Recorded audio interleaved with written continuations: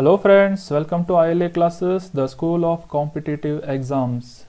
ಇದು ಜೂನ್ ತಿಂಗಳ current affairs revision ಆಗಿದ್ದು, ಈ ಸಿರೀಸ್ನ ಪಾರ್ಟ್ 1 ಲೆಕ್ಚರ್ನಲ್ಲಿ ಜೂನ್ 2022 ಮೊದಲನೇ ವಾರದ ಎಲ್ಲ ಪ್ರಮುಖವಾದಂತಹ ಕರೆಂಟ್ ಅಫೇರ್ಸ್ ಟಾಪಿಕ್ಗಳನ್ನು ರಿವೈಸ್ ಮಾಡೋಣ. ನಮ್ಮ ಯೂಟ್ಯೂಬ್ ಚಾನಲ್ ILA ಕ್ಲಾಸಸ್ಸನ್ನು ಸಬ್ಸ್ಕ್ರೈಬ್ ಮಾಡಿ. ಅದೇ ರೀತಿ ನಮ್ಮಿಂದ ಅಪ್ಲೋಡ್ ಆಗುವಂತಹ ಪ್ರತಿಯೊಂದು ವಿಡಿಯೋಗಳ ನೋಟಿಫಿಕೇಶನ್ ಪಡೆಯಲು ಬೆಲ್ ಐಕಾನನ್ನು ಕ್ಲಿಕ್ ಮಾಡಿ. ಈ ಕಂಟೆಂಟ್ ಇಷ್ಟ ಆಗಿದ್ರೆ ನಿಮ್ಮ ಫ್ರೆಂಡ್ಸ್ ಜೊತೆ ಶೇರ್ ಮಾಡಿ, ಮತ್ತು ನಿಮ್ಮ ಯಾವುದೇ ಸಜೆಷನ್ಗಳನ್ನು ಕಮೆಂಟ್ ಬಾಕ್ಸ್ನಲ್ಲಿ ಕಮೆಂಟ್ ಮಾಡಿ. ಈ ಸೆಷನ್ನ ಮೊದಲನೇ ಇಂಪಾರ್ಟೆಂಟ್ ಆರ್ಟಿಕಲ್, ವಿಶ್ವ ತಂಬಾಕು ರಹಿತ ದಿನ 31 ಮೇ. ಈ ಒಂದು ದಿನವನ್ನ ಜಾಗತಿಕವಾಗಿ ವರ್ಲ್ಡ್ ನೋ ಟೊಬ್ಯಾಕೋ ಡೇ ಅನ್ನಾಗಿ ಆಚರಿಸಲಾಗುತ್ತೆ.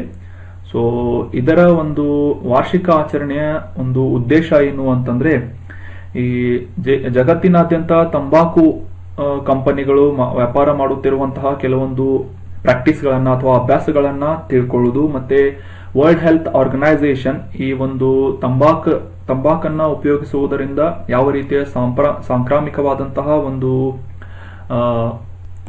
ವ್ಯಕ್ತಿಯ ಆರೋಗ್ಯದ ಮೇಲೆ ಯಾವ ರೀತಿ ಒಂದು ಪರಿಣಾಮವನ್ನ ಬೀರುತ್ತೆ ಅಂತ ಒಂದು ಜಾಗೃತಿಯನ್ನ ಮೂಡಿಸುವುದು, ಅದೇ ರೀತಿ ಜನರಿಗೆ ತಮ್ಮ ಹಕ್ಕುಗಳನ್ನ ತಿಳಿಯಪಡಿಸುವುದು, ಮತ್ತೆ ಈ ತಂಬಾಕಿನ ಕುರಿತಾದಂತಹ ದುಷ್ಪರಿಣಾಮಗಳ ಕುರಿತಾದಂತಹ ಜಾಗತಿಕವಾದಂತಹ ಒಂದು ಜಾಗೃತಿಯನ್ನ ಮೂಡಿಸುವುದು, ನಾಗರಿಕರಲ್ಲಿ ಈ ಒಂದು ಅವೇರ್ನೆಸ್ ಅನ್ನ ಸ್ಪ್ರೆಡ್ ಮಾಡುವ ಉದ್ದೇಶದಿಂದ ಈ ವಿಶ್ವ ತಂಬಾಕು ರಹಿತ ದಿನಾಚರಣೆಯನ್ನ ಆಚರಿಸಲಾಗುತ್ತೆ. ಈ ವಿಶ್ವ ಆರೋಗ್ಯದ ಒಂದು ಕಾಳಜಿಯನ್ನ ವಹಿಸಿ ಮುಂದಿನ ಪೀಳಿಗೆಯನ್ನ ಈ ತಂಬಾಕಿನ ಕೆಲವೊಂದು ದುಷ್ಪರಿಣಾಮಗಳಿಂದ ರಕ್ಷಿಸುವ ಉದ್ದೇಶದಿಂದ ಮತ್ತು ಆರೋಗ್ಯದ ಮತ್ತು ಆರೋಗ್ಯಕರವಾದಂತಹ ಜೀವನವನ್ನ ನಡೆಸುವ ಒಂದು ಉದ್ದೇಶದಿಂದ ಈ ವಿಶ್ವ ತಂಬಾಕು ರಹಿತ ದಿನಾಚರಣೆಯನ್ನ ಆಚರಿಸಲಾಗುತ್ತೆ. ಇನ್ನು 2022 ಈ ತಂಬಾಕು ರಹಿತ ದಿನಾಚರಣೆಯ ಥೀಮ್ ಏನು ಅಂತಂದ್ರೆ, ತಂಬಾಕು ನಮ್ಮ ಪರಿಸರಕ್ಕೆ ಬೆದರಿಕೆಯಾಗಿದೆ ಅಂತ ಈ ಒಂದು ಥೀಮ್ ಅನ್ನ ಇಟ್ಕೊಂಡು tobacco threat to our environment, ವೈಯಕ್ತಿಕವಾಗಿ ಅಷ್ಟೇ ಅಲ್ಲದೆ ನಮ್ಮ ಪರಿಸರಕ್ಕೆ ಕೂಡ ಈ ಒಂದು ತಂಬಾಕಿನಿಂದ ಸಾಕಷ್ಟು ಹಾನಿಯನ್ನುಂಟು ಮಾಡುವ ಒಂದು ಕಾರಣಗಳನ್ನ ಇಟ್ಕೊಂಡು ಅದರ ಬಗ್ಗೆ ಅವೇರ್ನೆಸ್ ಅನ್ನ ಸ್ಪ್ರೆಡ್ ಮಾಡುವ ಉದ್ದೇಶದಿಂದ 2022 ಈ ಒಂದು ತಂಬಾಕು ರಹಿತ ದಿನಾಚರಣೆಯನ್ನ ಮೇ 31 ಆಚರಿಸಲಾಯಿತು. ಇನ್ನು ಇದರ ಒಂದು ಹಿನ್ನೆಲೆಯನ್ನ ತಿಳ್ಕೊಳ್ಳೋದಾದ್ರೆ, ವಿಶ್ವ ಆರೋಗ್ಯ ಅಸೆಂಬ್ಲಿ ಅಥವಾ ವರ್ಲ್ಡ್ ಹೆಲ್ತ್ ಅಸೆಂಬ್ಲಿಯಲ್ಲಿ ಒಂದು 40.38 ಅನ್ನುವ ಒಂದು ನಿರ್ಣಯವನ್ನ 1987 ಅಂಗೀಕರಿಸಲಾಯಿತು.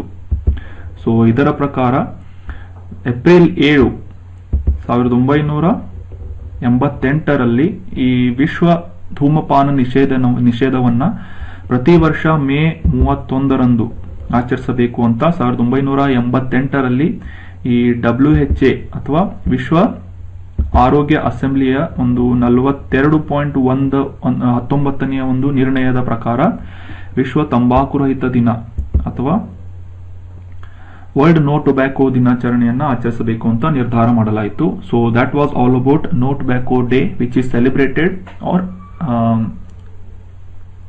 Observed every year on May 31. ಇನ್ನು ನಮ್ಮ ನೆಕ್ಸ್ಟ್ ಆರ್ಟಿಕಲ್, ರೀಸೆಂಟ್ ಆಗಿ ಬಿಮಾ ರತ್ನ ಅನ್ನುವ ಒಂದು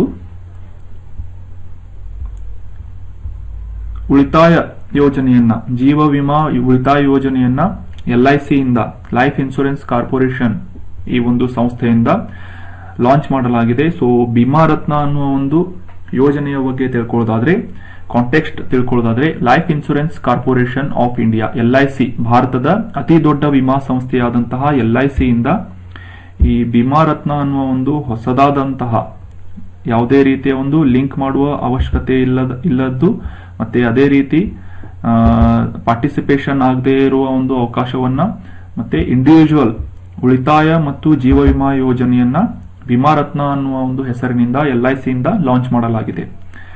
ಇನ್ನು ಇದರ ಮುಖ್ಯ ಉದ್ದೇಶ ಏನು ಅಂತಂದ್ರೆ, ವೈಯಕ್ತಿಕವಾಗಿ ವ್ಯಕ್ತಿಗೆ ರಕ್ಷಣೆ ಮತ್ತು ಉಳಿತಾಯ, ಸೆಕ್ಯೂರಿಟಿ ಮತ್ತೆ ಸೇವಿಂಗ್ಸ್ ಎರಡನ್ನೂ ಒದಗಿಸುವಂತಹ ಈ ಒಂದು ಯೋಜನೆಯನ್ನ ಬಿಮಾ ರತ್ನ ಅನ್ನುವ ಒಂದು ಯೋಜನೆ ಹೆಸರಿನಿಂದ LIC ಇನ್ಸ್ಟಿಟ್ಯೂಟ್ ನಿಂದ, ಕಂಪನಿಯಿಂದ ಲಾಂಚ್ ಮಾಡಲಾಗಿದೆ. LICಯ ಬಿಮಾ ರತ್ನ ಯೋಜನೆಯ ಪ್ರಮುಖ ಲಕ್ಷಣಗಳು ಅಥವಾ ಒಂದು ಅವಕಾಶಗಳು ಯಾವ ರೀತಿಯಾಗಿದೆ ಅಂತ ತಿಳ್ಕೊಳ್ಳೋಣ. ಕಾರ್ಪೊರೇಟ್ ಏಜೆಂಟ್ಗಳು, ವಿಮಾ ಮಾರ್ಕೆಟಿಂಗ್ ಫರ್ಮ್ಗಳಾಗಿರಬಹುದು, ಫರ್ಮ್ ಅಂದ್ರೆ ಸಂಸ್ಥೆಗಳಾಗಿರ್ಬೋದು, ಬ್ರೋಕರ್ಗಳು ಆಗಿರ್ಬೋದು, ಸಿಪಿಎಸ್ಸಿ, ಎಸ್ಪಿವಿ ಮುಂತಾದಂತಹ ಪಿಒಎಸ್ಪಿ LI ಮೂಲಕ ಈ ಒಂದು ವಿಮಾ ರತ್ನ ಯೋಜನೆಯನ್ನ ಒಂದು ಖರೀದಿ ಮಾಡುವ ಒಂದು ಅವಕಾಶವನ್ನ LIC ಮಾಡಿಕೊಟ್ಟಿದೆ. ಇನ್ನು ಈ ಯೋಜನೆಯಲ್ಲಿ ಪ್ರಮುಖವಾದಂತಹ ಕೆಲವೊಂದು ವೈಶಿಷ್ಟ್ಯಗಳನ್ನ ತಿಳ್ಕೊಳ್ಳೋದಾದ್ರೆ, ಇದರಲ್ಲಿ ಡೆತ್ ಪ್ರಯೋಜನಗಳು ಅಥವಾ ಡೆತ್ ಬೆನಿಫಿಟ್ಸ್ ಆಗಿರಬಹುದು, ಸರ್ವೈವಲ್ ಬೆನಿಫಿಟ್ಸ್ ಅಥವಾ ಬದುಕುಳಿಯುವ ಒಂದು ಪ್ರಯೋಜನಗಳಾಗಿರಬಹುದು. ಫಾರ್ ಎಕ್ಸಾಂಪಲ್, ಯಾವುದೇ ರೀತಿಯಾದಂತಹ ಆಕ್ಸಿಡೆಂಟ್ಗಳಾದಂತಹ ಸಂಭವಿಸಿದಂತಹ ಸಂದರ್ಭದಲ್ಲೂ ಕೂಡ ಈ ಒಂದು ವಿಮಾ ರತ್ನ ಸಹಾಯಕಾರಿಯಾಗಲಿದೆ ಅಂತ ಈ ರೀತಿಯ ಒಂದು ವಿಮಾ ರತ್ನ ಯೋಜನೆಯನ್ನ ಜಾರಿ ತರಲಾಗಿದೆ. ಅದರಲ್ಲಿ ಮೆಚುರಿಟಿ ಪ್ರಯೋಜನಗಳಾಗಿರಬಹುದು, ಮೆಚುರಿಟಿ ಬೆನಿಫಿಟ್ ಅಂತ ಕರಿತೇವೆ. ಇನ್ನು ಖಾತರಿಪಡಿಸಿದಂತಹ ಗ್ಯಾರಂಟಿಡ್ ಗಳಾಗಿರ್ಬೋದು, ಸೆಟಲ್ಮೆಂಟ್ ಆಪ್ಷನ್ಗಳಾಗಿರ್ಬೋದು, ಗ್ರೇಸ್ ಅವಧಿಯನ್ನ ಮತ್ತೆ ಪುನರುಜ್ಜೀವನ ಮಾಡುವಂತಹ ಅವಕಾಶಗಳನ್ನ, ಪರಿಹಾರವನ್ನ ಈ ಒಂದು ವಿಮಾ ರತ್ನ ಅನ್ನುವ ಒಂದು ಯೋಜನೆ ಏನಿದೆ ಈ ಮುಖ್ಯವಾದಂತಹ ಲಕ್ಷಣಗಳನ್ನ ಒಳಗೊಂಡಿದೆ. ಇನ್ನು ಈ ವಿಮಾ ರತ್ನ ಯೋಜನೆಯನ್ನ ಜಾರಿ ತಂದಂತಹ LIC, life insurance corporation of India, ಇದರ ಬಗ್ಗೆ ತಿಳ್ಕೊಳ್ಳೋದಾದ್ರೆ ಇದನ್ನ 1956ರಲ್ಲಿ ಸೆಪ್ಟೆಂಬರ್ 1ರಂದು ಈ ಒಂದು LICಯನ್ನ ಸ್ಥಾಪನೆ ಮಾಡಲಾಯಿತು. ಇದರ ಮುಖ್ಯ ಕಚೇರಿ ಮುಂಬೈನಲ್ಲಿದ್ದು, ಈಗ LICಯ ಸದ್ಯದ ಅಧ್ಯಕ್ಷರು ಯಾರು ಅಂತಂದ್ರೆ MR ಕುಮಾರ್ ಅಂತ. ನಮ್ಮ ನೆಕ್ಸ್ಟ್ ಆರ್ಟಿಕಲ್ ಭಾರತ ಮತ್ತು ಅಮೆರಿಕದ ಒಂದು ವ್ಯಾಪಾರದ ಸಂಬಂಧಗಳ ಬಗ್ಗೆ ಇದೆ. ಕಾಂಟೆಕ್ಸ್ಟ್ ಏನು ಅಂತಂತಂದ್ರೆ, ಭಾರತದ ಮತ್ತೆ ಯುನೈಟೆಡ್ ಸ್ಟೇಟ್ಗಳ ಒಂದು ವಾಣಿಜ್ಯ ಸಂಬಂಧ 2020-22ರಿಂದ 22ರವರೆಗೆ ಕಂಟಿನ್ಯೂಸ್ ಆಗಿ ಒಂದು ಅಭಿವೃದ್ಧಿಯನ್ನ ಹೊಂದ್ತಾ ಇದ್ದು, ಯುನೈಟೆಡ್ ಸ್ಟೇಟ್ಸ್ ಭಾರತದ ಅತ್ಯಂತ ದೊಡ್ಡದಾದಂತಹ ಒಂದು ವ್ಯಾಪಾರ ಪಾಲುದಾರರಾಗಿ ಹೊರಹೊಮ್ಮಿದೆ ಅಂತ ಒಂದು ಸ್ಟ್ಯಾಟಿಸ್ಟಿಕ್ಸ್, ವಾಣಿಜ್ಯ ಮತ್ತು ಸಚಿವಾಲಯದ ಅಂಕಿಅಂಶಗಳ ಪ್ರಕಾರ ಹೇಳಲಾಗ್ತಾ ಇದೆ. ಈ ಒಂದು 2 ವರ್ಷಗಳ ಒಂದು ಕಂಪ್ಯಾರಿಸನ್ ನೋಡಿದ್ರೆ 2021-22 ಅಂದ್ರೆ ಇದೇ ಒಂದು ರೀಸೆಂಟ್ ಆದಂತಹ ವರ್ಷದಲ್ಲಿ 2020-21ರ ಒಂದು ವರ್ಷಕ್ಕೆ ಹೋಲಿಸಿದಾಗ ಭಾರತ ಮತ್ತೆ US ನ ಒಂದು ದ್ವಿಪಕ್ಷೀಯವಾದಂತಹ ವ್ಯಾಪಾರ ಏನಿದೆ 80.51 ಶತಕೋಟಿ ಇಂದ 2021-22ರಲ್ಲಿ 119.42 ಬಿಲಿಯನ್ಗಳಷ್ಟು ವ್ಯಾಪಾರವನ್ನ ಅಭಿವೃದ್ಧಿಪಡಿಸಿದೆ ಅಥವಾ ಒಂದು ವ್ಯಾಪಾರ ವಹಿವಾಟನ್ನ ಹೊಂದಿದೆ ಅಂತ ಈ ಒಂದು ವಾಣಿಜ್ಯ ಸಚಿವಾಲಯದ ಒಂದು ಅಂಕಿಅಂಶಗಳು ಹೇಳ್ತಾ ಇವೆ. ಇದರ ಪ್ರಕಾರ ಭಾರತದ ಅತ್ಯಂತ ದೊಡ್ಡದಾದಂತಹ ವ್ಯಾಪಾರ ಪಾಲುದಾರ ಯಾವುದು ಅಂತಂದ್ರೆ ಯುನೈಟೆಡ್ ಸ್ಟೇಟ್ಸ್ ಆಫ್ ಅಮೆರಿಕ. ಇನ್ನು ಇದಕ್ಕಿಂತ ಮುಂಚೆ ಅತ್ಯಂತ ಹೆಚ್ಚಿನ ಒಂದು ವಾಣಿಜ್ಯ ಸಂಬಂಧವನ್ನ ಚೀನಾದೊಂದಿಗೆ ಭಾರತ ಹೊಂದಿತ್ತು. ಅಂದ್ರೆ 2021-22ರ ವರ್ಷದಲ್ಲಿ, ಆರ್ಥಿಕ ವರ್ಷದಲ್ಲಿ ಭಾರತ ಚೀನಾದೊಂದಿಗೆ ಸುಮಾರು 115.42 ಶತಕೋಟಿ ಅಥವಾ ಬಿಲಿಯನ್ ಡಾಲರ್ಗಳಷ್ಟು ಈ ಭಾರತ ಚೀನಾದೊಂದಿಗೆ ಒಂದು ದ್ವಿಮುಖವಾದಂತಹ ವಾಣಿಜ್ಯವನ್ನ ವಹಿವಾಟನ್ನ ಹೊಂದಿದೆ ಅಂತ ಡೇಟಾ ಹೇಳ್ತಾ ಇದೆ. ಇನ್ನು ಭಾರತದ ಉನ್ನತ ವ್ಯಾಪಾರ ಪಾಲುದಾರರು 2021-22ರಲ್ಲಿ ಈ ಫಸ್ಟ್ ಪ್ಲೇಸ್ ನಲ್ಲಿ ಯುನೈಟೆಡ್ ಸ್ಟೇಟ್ಸ್ ಆಫ್ ಅಮೆರಿಕ ಇದ್ರೆ, 2ನೇ ಪ್ಲೇಸ್ ನಲ್ಲಿ ಚೀನಾ ಇದೆ. ಇನ್ನು 3ನೇ ದೇಶ ಯಾವುದು ಅಂತಂದ್ರೆ ಸುಮಾರು 72.9 ಬಿಲಿಯನ್ಗಳಷ್ಟು ವಹಿವಾಟನ್ನ ಹೊಂದಿರುವಂತಹ ಭಾರತ ಮತ್ತು UAE ಈ ಉನ್ನತವಾದಂತಹ ವ್ಯಾಪಾರ ಪಾಲುದಾರಿಕೆಯನ್ನ ಯುನೈಟೆಡ್ ಅರಬ್ ಎಮಿರೇಟ್ಸ್ ಹೊಂದಿದೆ. ಇದು 3ನೇ ಸ್ಥಾನದಲ್ಲಿದ್ದು, 4ನೇ ಸ್ಥಾನದಲ್ಲಿ ಸೌದಿ ಅರೇಬಿಯಾ, ಇದು ಸುಮಾರು 42.85 ಶತಕೋಟಿಗಳಷ್ಟು ವಾಣಿಜ್ಯ ವಹಿವಾಟನ್ನ ಹೊಂದಿದೆ, 4ನೇ ಸ್ಥಾನದಲ್ಲಿದೆ. ಇನ್ನು 5ನೇ ಸ್ಥಾನದಲ್ಲಿ ಇರಾಕ್, ಇದರ ಒಂದು ವಾಣಿಜ್ಯ ವಹಿವಾಟು ಸುಮಾರು 34.33 ಶತಕೋಟಿ US$ಗಳಷ್ಟಿವೆ. ಇನ್ನು 6ನೇ ಸ್ಥಾನದಲ್ಲಿ ಸಿಂಗಾಪುರ್, ಸುಮಾರು 30 ಶತಕೋಟಿ ಡಾಲರ್ ಅಥವಾ $30 ಬಿಲಿಯನ್ US$ಗಳಷ್ಟು ವಾಣಿಜ್ಯ ವಹಿವಾಟನ್ನ ಸಿಂಗಾಪುರ್ನೊಂದಿಗೆ ಭಾರತ ಹೊಂದಿದ್ದು, ಸಿಂಗಾಪುರ್ 6ನೇ ದೊಡ್ಡ ವ್ಯಾಪಾರ ಪಾಲುದಾರರಾಗಿ ಈ ಒಂದು ಲಿಸ್ಟ್ ನಲ್ಲಿ ಕಾಣ್ತಾ ಇದೆ. ಇನ್ನು ನಮ್ಮ ನೆಕ್ಸ್ಟ್ ಆರ್ಟಿಕಲ್ GAAR ಅಥವಾ ಜನರಲ್ ಆಂಟಿ ಅವಾಯ್ಡೆನ್ಸ್ ರೂಲ್ ಬಗ್ಗೆ ಇದೆ. ಕಾಂಟೆಕ್ಸ್ಟ್ ಏನು ಅಂತಂದ್ರೆ, ಈ ಹಣಕಾಸು ಸಚಿವಾಲಯದ ಅಡಿಯಲ್ಲಿ ಕಂದಾಯ ಇಲಾಖೆಯಿಂದ ಈ ಒಂದು GAR ಅನ್ನ ಈ ಒಂದು ತನಿಖೆಯನ್ನ ಪ್ರಾರಂಭಿಸಬೇಕು ಅಂತ ನಿರ್ಧಾರ ಮಾಡಲಾಗಿದೆ. ಇನ್ನು ಈ GAR ಬಗ್ಗೆ ತಿಳ್ಕೊಳ್ಳೋದಾದ್ರೆ ಸರ್ಕಾರಕ್ಕೆ ತೆರಿಗೆ ಪಾವತಿಸುವುದನ್ನ ತಪ್ಪಿಸುವ ಒಂದು ಉದ್ದೇಶದಿಂದ ಅನೇಕ ಸಂಸ್ಥೆಗಳು ಈ ಸೃಜನಶೀಲವಾದಂತಹ ಕ್ರಿಯೇಟಿವ್ ಆದಂತಹ ಮತ್ತೆ ಅದೇ ರೀತಿಯಾದಂತಹ ಕುತಂತ್ರಗಳನ್ನ ಉಪಯೋಗಿಸಿಕೊಂಡು ಈ ಟ್ಯಾಕ್ಸ್ ಅನ್ನ ಅಥವಾ ತೆರಿಗೆಯನ್ನ ಪಾವತಿಸುವುದನ್ನ ತಪ್ಪಿಸಿಕೊಳ್ಳಲು ದಾರಿಗಳನ್ನ ಕಂಡುಹಿಡಿದುಕೊಳ್ತಾ ಇರುತ್ತೆ.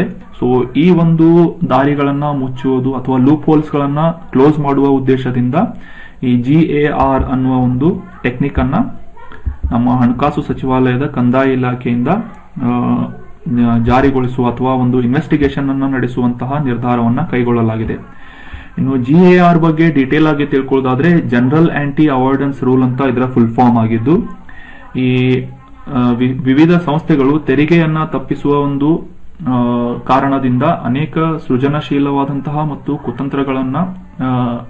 ಕುತಂತ್ರದ ಒಂದು ಟೆಕ್ನಿಕ್ ಗಳನ್ನ ಬಳಸಿ ಕೆಲವೊಂದು ಲೂಪ್ ಹೋಲ್ಸ್ ಗಳನ್ನ ಕಂಡುಹಿಡಿತಾ ಇರುತ್ತೆ.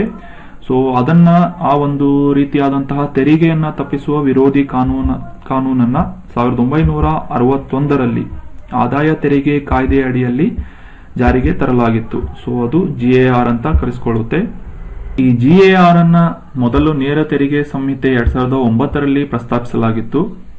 ಆದರೆ ನೇರ ತೆರಿಗೆಯ ಯಾವುದೇ ರೀತಿಯಾದಂತಹ ಕೋಡ್ಗಳನ್ನ ಇಲ್ಲಿಯವರೆಗೂ ದೇಶದಲ್ಲೇ ಅಳವಡಿಸಲಾಗಿಲ್ಲ. 2012ರ ಬಜೆಟ್ ಅಧಿವೇಶನದಲ್ಲಿ ಅಂದಿನ ಹಣಕಾಸು ಸಚಿವರ ಏನಿದ್ರು ಈ ಒಂದು GAR ಅನ್ನ ಪರಿಚಯಿಸಿದ್ರು. ಅದಾದ ನಂತರ 2018-19ರವರೆಗೆ ಸಾಕಷ್ಟು ವಿಳಂಬವಾಗಿ ಈ ಒಂದು GAR ನ ಆರ್ಥಿಕ ವರ್ಷದಿಂದ 2018-19ರ ಆರ್ಥಿಕ ವರ್ಷದಿಂದ ಅನ್ವಯವಾಗುವಂತೆ ಮಾಡಲಾಗಿತ್ತು. ಇನ್ನು ಇದರ ಹಿಂದಿನ ಒಂದು ಉದ್ದೇಶವನ್ನ ತಿಳ್ಕೊಳ್ಳೋದಾದ್ರೆ ಅದಕ್ಕಿಂತ ಮುಂಚೆ 2018-19ಕ್ಕಿಂತ ಮುಂಚೆ ವೋಡಾಫೋನ್ ಕಂಪನಿ ಏನಿದೆ ಇದು ಸಾಕಷ್ಟು ಟೆಕ್ನಿಕ್ ಗಳನ್ನ ಬಳಸಿ ಕ್ರಿಯೇಟಿವ್ ಆದಂತಹ ಒಂದು ಸೃಜನಶೀಲವಾದಂತಹ ಟೆಕ್ನಿಕ್ ಗಳನ್ನ ಬಳಸಿ ಟ್ಯಾಕ್ಸ್ ಗಳನ್ನ ಅವಾಯ್ಡ್ ಮಾಡುವಂತಹ ಲೂಪ್ ಹೋಲ್ಸ್ ಗಳನ್ನ ಕಂಡುಹಿಡಿದು ಈ ಸಂಸ್ಥೆ ಕೆಲಸ ಮಾಡ್ತಾ ಇತ್ತು. ಸೊ ಆ ಒಂದು ಕುತಂತ್ರಗಳು ಬೆಳಕಿಗೆ ಬಂದ ನಂತರ ಈ GAR ನ ಅವಶ್ಯಕತೆಯನ್ನ ಪರಿಗಣಿಸಿ 2018-19ರಲ್ಲಿ ಇದನ್ನ ಅಪ್ಲೈ ಮಾಡಲಾಯಿತು. ಇನ್ನು ಈ GAR ನ ಮುಖ್ಯ ಉದ್ದೇಶ ಆಲ್ರೆಡಿ ಡಿಸ್ಕಸ್ ಮಾಡಿದಂತೆ ಈ ಸಾಕಷ್ಟು ಕಾರ್ಪೊರೇಟ್ ಕಂಪನಿಗಳೇನಿರ್ತಾವೆ ಅವು ಕೆಲವೊಂದು ಅಗ್ರೆಸಿವ್ ಆದಂತಹ ಅಥವಾ ಆಕ್ರಮಣಕಾರಿಯಾದಂತಹ ಒಂದು ಟ್ಯಾಕ್ಸ್ ಗಳನ್ನ ತಪ್ಪಿಸುವ ಕ್ರಮಗಳನ್ನ ಕೈಗೊಂಡು ಸರ್ಕಾರಕ್ಕೆ ಒಂದು ಮೋಸವನ್ನ ಮಾಡಿ ನಷ್ಟವನ್ನ ಮಾಡುವ ಉದ್ದೇಶದಿಂದ ಈ ಒಂದು ಕಂಪನಿಗಳು ಪ್ರಾಕ್ಟೀಸ್ಗಳನ್ನ ಕೆಲವೊಂದು ಅಭ್ಯಾಸಗಳನ್ನ ಮಾಡ್ತಾ ಇರುತ್ತೆ. ಸೊ ಅವುಗಳನ್ನ ಅವಾಯ್ಡ್ ಮಾಡುವಂತಹ ಈ ಉದ್ದೇಶದಿಂದ ಈ GAR ಅನ್ನ ಜನರಲ್ ಆಂಟಿ ಅವಾಯ್ಡೆನ್ಸ್ ರೂಲ್ಸ್ ಈ ಟ್ಯಾಕ್ಸ್ ಅನ್ನ ಅವಾಯ್ಡ್ ಮಾಡುವ ಒಂದು ಕ್ರಮಗಳನ್ನ ತಡೆಯುವ ಒಂದು ಉದ್ದೇಶದಿಂದ ಈ GAR ಅನ್ನ ಜಾರಿಗೊಳಿಸಲಾಯಿತು ಅಂತ ಹೇಳಲಾಗ್ತಾ ಇದೆ. ಆರ್ಟಿಕಲ್ ವಿಶ್ವದ ಅತ್ಯಂತ ಶಕ್ತಿಶಾಲಿಯಾದಂತಹ ಸೂಪರ್ ಕಂಪ್ಯೂಟರ್ ಯಾವುದು ಅಂತ ತಿಳ್ಕೊಳ್ಳೋಣ. ಕಾಂಟೆಕ್ಸ್ಟ್ ಏನು ಅಂತಂದ್ರೆ ನ್ಯೂಸ್ ಏನು ಅಂತಂದ್ರೆ ರೀಸೆಂಟ್ ಆಗಿ ಜರ್ಮನಿಯಿಂದ ಮತ್ತೆ ಯುನೈಟೆಡ್ ಸ್ಟೇಟ್ಸ್ ನ ORNL ಈ ಒಂದು ಸಂಸ್ಥೆಗಳಿಂದ ರೀಸೆಂಟ್ ಆಗಿ ಒಂದು ರಿಪೋರ್ಟ್ ಅನ್ನ ಜಾರಿ ಮಾಡಲಾಯಿತು. ಅದರಲ್ಲಿ ಟಾಪ್ 500 ಈ ಒಂದು ಪಟ್ಟಿಯನ್ನ ಬಿಡುಗಡೆ ಮಾಡಲಾಯಿತು. ಇದು ಈ ಒಂದು ರಿಪೋರ್ಟ್ ನ 59ನೇ ಒಂದು ಆವೃತ್ತಿ ಆಗಿತ್ತು. ಸೊ ಇದರ ಪ್ರಕಾರ ಜಗತ್ತಿನಾದ್ಯಂತ ಇರುವಂತಹ ಟಾಪ್ 500 ಸೂಪರ್ ಕಂಪ್ಯೂಟರ್ಗಳ ಪಟ್ಟಿಯನ್ನ ಅನಾವರಣಗೊಳಿಸಲಾಯಿತು. ಸೊ ಇದರಲ್ಲಿ ಮೊದಲ ಸ್ಥಾನವನ್ನು ಪಡೆದಂತಹ ವಿಶ್ವದ ಅತ್ಯಂತ ಶಕ್ತಿಶಾಲಿಯಾದಂತಹ ಸೂಪರ್ ಕಂಪ್ಯೂಟರ್ ಯಾವುದು ಅಂತ ತಿಳ್ಕೊಳ್ಳೋಣ. ಹ್ಯಾವ್ಲೆಟ್ ಪ್ಯಾಕರ್ಡ್ಸ್ ಎಂಟರ್ಪ್ರೈಸಸ್ HPE ಅನ್ನುವ ಒಂದು ಆರ್ಕಿಟೆಕ್ಚರ್ ಅನ್ನ ಬಳಸಿ ನಿರ್ಮಿಸಲಾದಂತಹ AMD ಸೂಪರ್ ಕಂಪ್ಯೂಟರ್ ಅಥವಾ ಸುಧಾರಿತವಾದಂತಹ ಮೈಕ್ರೋ ಡಿವೈಸಸ್ ಸುಸಜ್ಜಿತವಾದಂತಹ ಈ ಅಡ್ವಾನ್ಸ್ಡ್ ಮೈಕ್ರೋ ಡಿವೈಸಸ್ AMD ಪ್ರೊಸೆಸರ್ಗಳಂತ ಕೂಡ ಕರಿತೇವೆ ನಾವು. ಇದು ಈಗ ಆಲ್ರೆಡಿ ಎಕ್ಸಿಸ್ಟ್ ಆಗಿದ್ದಂತಹ ವಿಶ್ವದ ಅತ್ಯಂತ ಶಕ್ತಿಶಾಲಿಯಾದಂತಹ ಜಪಾನಿನಿಂದ ನಿರ್ಮಾಣ ಮಾಡಲಾದಂತಹ ಫುಗುಕಾ ಅನ್ನುವ ಒಂದು ಸೂಪರ್ ಕಂಪ್ಯೂಟರ್ ಅನ್ನ ಹಿಂದಿಕ್ಕಿ ಈ ಹ್ಯಾವ್ಲೆಟ್ ಪ್ಯಾಕರ್ಡ್ ಎಂಟರ್ಪ್ರೈಸಸ್ ನ ಒಂದು ಸಂಸ್ಥೆಯಿಂದ ತಯಾರಿಸಲಾದಂತಹ ಸೂಪರ್ ಕಂಪ್ಯೂಟರ್ ಏನಿದೆ ವಿಶ್ವದ ಅತ್ಯಂತ ಶಕ್ತಿಶಾಲಿಯಾದಂತಹ ಸೂಪರ್ ಕಂಪ್ಯೂಟರ್ ಅಂತ ಹೆಸರನ್ನ ಮಾಡಿದೆ. ಸೊ ಅದೇ ರೀತಿ ಈ ಫ್ರಂಟಿಯರ್ ಅನ್ನುವ ಒಂದು ಹತ್ತಿರದ ಪ್ರತಿಸ್ಪರ್ಧಿಯಾದಂತಹ ಫುಗುಕಾ ಲಿಂಕ್ ಪ್ಯಾಕ್ ಮಾನದಂಡದಲ್ಲಿ ಈ ಒಂದು ವಿಶ್ವದ ಅತ್ಯಂತ ಶಕ್ತಿಶಾಲಿಯಾದಂತಹ ಸೂಪರ್ ಕಂಪ್ಯೂಟರ್ ಏನಿದೆ ಸುಮಾರು 442 ಪೆಟಾಫ್ಲಾಪ್ಗಳ ಒಂದು ಪ್ರೊಸೆಸಿಂಗ್ ಸ್ಪೀಡ್ ಅನ್ನ ಹೊಂದಿದ್ದು ಈ ಕಾರ್ಯಕ್ಷಮತೆಯನ್ನ ಒಂದು ಸ್ಕೋರ್ ಅನ್ನ ಪಡೆದುಕೊಂಡಿದೆ. ಸೊ ಇದರಿಂದಾಗಿ ಈ ಒಂದು ಸೂಪರ್ ಕಂಪ್ಯೂಟರ್ ಏನಿದೆ ವಿಶ್ವದ ಅತ್ಯಂತ ಶಕ್ತಿಶಾಲಿಯಾದಂತಹ ಒಂದು ಸೂಪರ್ ಕಂಪ್ಯೂಟರ್ ಆಗಿ ಹೆಸರು ಮಾಡಿದೆ. ಸೊ ಅದೇ ರೀತಿ ಸೂಪರ್ ಕಂಪ್ಯೂಟರ್ ಫ್ರಂಟಿಯರ್ ಗ್ರೀನ್ 500 ಅನ್ನುವ ಒಂದು ಪಟ್ಟಿಯಲ್ಲಿ ವಿಶ್ವದ ಅತ್ಯಂತ ಶಕ್ತಿಶಾಲಿಯ ಮತ್ತು ಸಮರ್ಥವಾದಂತಹ ಸೂಪರ್ ಕಂಪ್ಯೂಟರ್ ಆಗಿ ಮೊದಲನೇ ಸ್ಥಾನದಲ್ಲಿದೆ ಅಂತ ಹೇಳಲಾಗ್ತಾ ಇದೆ. ನಮ್ಮ ನೆಕ್ಸ್ಟ್ ಆರ್ಟಿಕಲ್ ವಿಶ್ವ ಬೈಸಿಕಲ್ ದಿನಾಚರಣೆ 2022 ಬಗ್ಗೆ ಇದೆ. ಕಾಂಟೆಕ್ಸ್ಟ್ ಏನು ಅಂತಂದ್ರೆ ಪ್ರತಿ ವರ್ಷ ಜೂನ್ 3 ಈ ಸೈಕಲ್ ಅಥವಾ ಬೈಸಿಕಲ್ಗಳ ಒಂದು ಮಹತ್ವವನ್ನ ತಿಳಿಯಪಡಿಸುವ ಅವು ಒಬ್ಬ ವ್ಯಕ್ತಿಯ ದೈಹಿಕ ಯೋಗಕ್ಷೇಮವಾಗಿರಬಹುದು ಮತ್ತೆ ಸುಸ್ಥಿರವಾದಂತಹ ಪ್ರಯಾಣವನ್ನ ನಿರ್ಧರಿಸುವ ಒಂದು ದೃಷ್ಟಿಯಿಂದ ಈ ವಿಶ್ವ ಬೈಸಿಕಲ್ ದಿನಾಚರಣೆಯನ್ನ 2022 ಒಂದು ಆಚರಣೆಯನ್ನ ಜೂನ್ 3 ನಿನ್ನೆ ಆಚರಿಸಲಾಯಿತು. ಸೊ ಈ ಒಂದು ದಿನಾಚರಣೆಯ ಬಗ್ಗೆ ತಿಳ್ಕೊಳ್ಳೋದಾದ್ರೆ ಜಗತ್ತಿನಾದ್ಯಂತ ಒಂದು ಸೈಕ್ಲಿಂಗ್ ಕಲ್ಚರ್ ಅನ್ನ ಅಥವಾ ಸೈಕ್ಲಿಂಗ್ ಸಂಪ್ರದಾಯವನ್ನ ಸೆಲೆಬ್ರೇಟ್ ಮಾಡಲು ಮತ್ತೆ ಒಬ್ಬ ವ್ಯಕ್ತಿಯ ಆರೋಗ್ಯವನ್ನು ಸದೃಢವಾಗಿಸುವಲ್ಲಿ ಈ ಸೈಕಲ್ನ ಪಾತ್ರವನ್ನ ತಿಳಿಯಪಡಿಸುವ ಒಂದು ಉದ್ದೇಶದಿಂದ ವಿಶ್ವದಾದ್ಯಂತ ಬೈಸಿಕಲ್ ದಿನಾಚರಣೆಯನ್ನ ಆಚರಿಸಲಾಗುತ್ತೆ. ಸೊ ಸೈಕ್ಲಿಂಗ್ ನಿಂದ ಹಲವಾರು ಪ್ರಯೋಜನಗಳಾಗಿದ್ದು ವ್ಯಕ್ತಿಯು ಹೊಂದಿದ್ದು ಮುಖ್ಯವಾಗಿ ಆರೋಗ್ಯ ಮತ್ತು ಬಹು ಆಯಾಮದ ಮಲ್ಟಿ ಡೈಮೆನ್ಷನಲ್ ಎಕ್ಸರ್ಸೈಸ್ ಅನ್ನ ಕೊಡುವಲ್ಲಿ ಈ ಒಂದು ಬೈಸಿಕಲ್ ಸಾಕಷ್ಟು ಸಹಾಯಕಾರಿಯಾಗಿ ಕೆಲಸ ಮಾಡುತ್ತೆ ಅಂತ ಹೇಳಲಾಗ್ತಾ ಇದೆ. ಇನ್ನು ಈ ವಿಶ್ವ ಬೈಸಿಕಲ್ ದಿನಾಚರಣೆಯ ಒಂದು ಇತಿಹಾಸದ ಬಗ್ಗೆ ತಿಳ್ಕೊಳ್ಳೋದಾದ್ರೆ ಜೂನ್ 3, 2018 ಏಪ್ರಿಲ್ನಲ್ಲಿ ನ್ಯೂಯಾರ್ಕ್ ನಲ್ಲಿ ವಿಶ್ವಸಂಸ್ಥೆಯ ಒಂದು ಸಾಮಾನ್ಯ ಸಭೆಯ 72ನೇ ನಿಯಮಿತ ಅಧಿವೇಶನದಲ್ಲಿ ಈ ಒಂದು ವಿಶ್ವ ಬೈಸಿಕಲ್ ದಿನಾಚರಣೆಯನ್ನ ಜೂನ್ 3 ಆಚರಿಸಬೇಕು ಅಂತ ನಿರ್ಧಾರ ಮಾಡಲಾಯಿತು.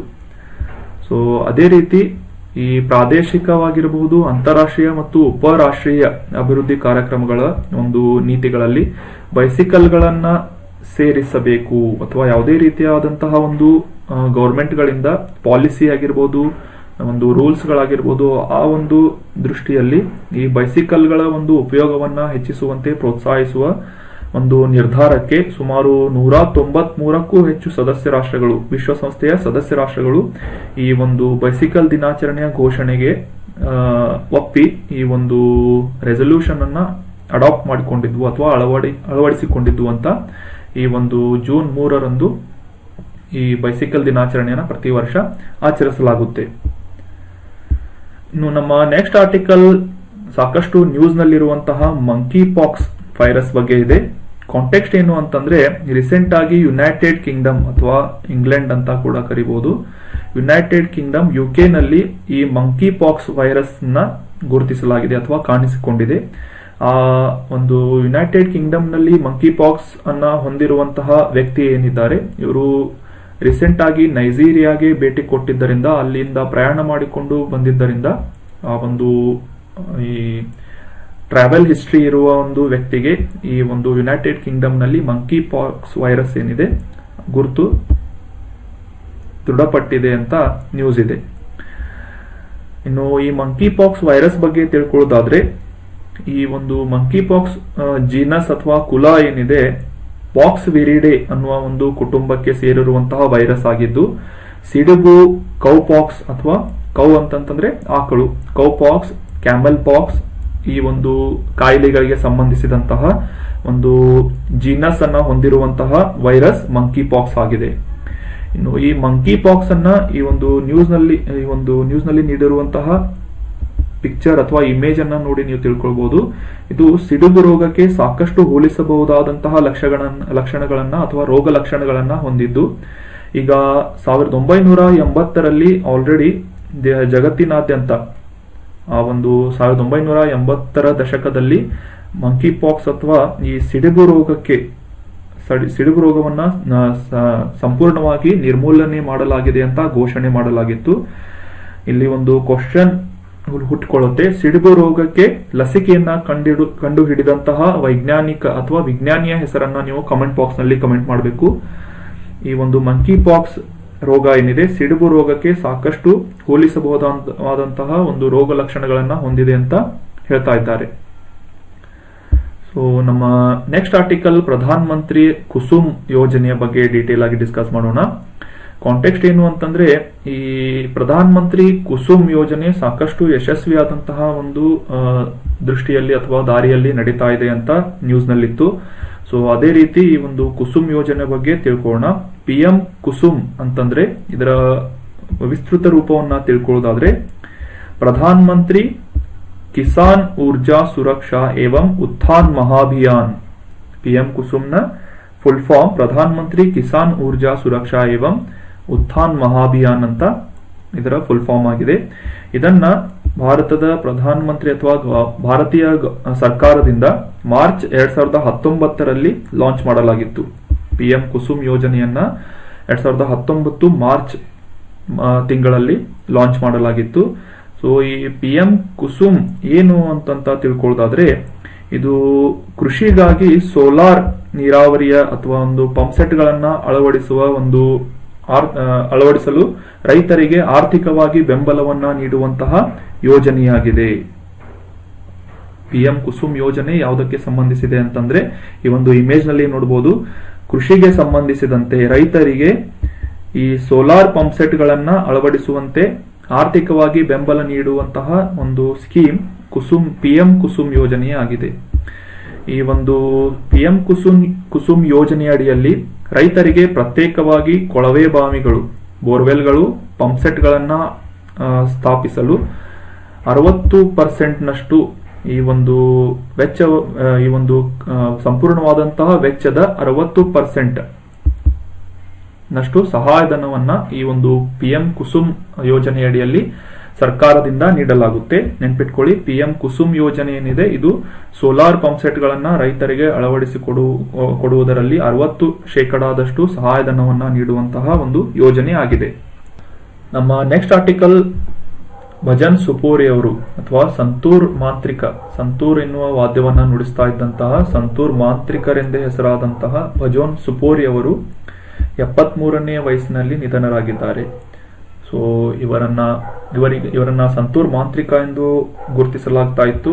ಅದೇ ರೀತಿ ಇವರು ಪದ್ಮಶ್ರೀ ಪ್ರಶಸ್ತಿಯನ್ನ ಕೂಡ ಪಡೆದಿದ್ದರು. ಇನ್ನು ಈ ಸಂತೂರ್ ಮಾಂತ್ರಿಕರಾದಂತಹ ಭಜನ್ ಸುಪೋರಿ ಬಗ್ಗೆ ತಿಳ್ಕೊಳ್ಳೋದಾದ್ರೆ, ಇವರು 1948ರಲ್ಲಿ ಕಾಶ್ಮೀರ ಕಣಿವೆಯ ಸುಪೋರ್ ನಲ್ಲಿ ಜನಿಸಿದ್ರು. ಇವರು ಭಾರತೀಯ ಶಾಸ್ತ್ರೀಯ ಸಂಗೀತ, ಅದರಲ್ಲಿ ಮುಖ್ಯವಾಗಿ ಸುಫಿಯಾ ಘರಾನಾಗೆ ಸೇರಿದಂತಹ ವಾದಕರಾಗಿದ್ದರು, ಸಂತೂರ್ ವಾದಕರಾಗಿದ್ದರು. ಇವರು ಪಂಡಿತ್ ಶಂಕರ್ ಪಂಡಿತ್ ಅವರ ಮರಿಮೊಮ್ಮಗರಾಗಿದ್ದರು. ಇವರು ಸೂಫಿಯಾನಾ ಕಲಂ ಮತ್ತೆ ಹಿಂದೂಸ್ತಾನಿ ಶಾಸ್ತ್ರೀಯ ಸಂಗೀತವನ್ನ ಆಧರಿಸಿದಂತಹ ಒಂದು ಸೂಫಿ ಬಾಜ್ ಶೈಲಿಯನ್ನ ಜನಪ್ರಿಯಗೊಳಿಸಿ ಅಭಿವೃದ್ಧಿಪಡಿಸಿದ್ರು. ಸಂತೂರ್ ವಾದ್ಯದಲ್ಲಿ ಈ ಸೂಫಿ ಬಾಜ್ ಅನ್ನುವ ಶೈಲಿಯನ್ನ ಅಭಿವೃದ್ಧಿಪಡಿಸಿದ್ದಕ್ಕಾಗಿ ಇವರು ಸಾಕಷ್ಟು ಜನಪ್ರಿಯರಾಗಿದ್ದರು. ಮತ್ತೆ ಇವರನ್ನ ಸಂತೂರ್ ಮಾಂತ್ರಿಕ, ಅದೇ ರೀತಿಯಾಗಿ Saint of the santoor, king of strings, ಈ ಸಂತೂರ್ ಏನಿದೆ ಇದು ಒಂದು ತಂತಿ ವಾದ್ಯವಾಗಿದ್ದು ಕಿಂಗ್ ಆಫ್ ಸ್ಟ್ರಿಂಗ್ ಅಂತ ಕೂಡ ಈ ಭಜನ್ ಸುಪೋರಿ ಅವರನ್ನ ಕರೆಯಲಾಗ್ತಾ ಇತ್ತು.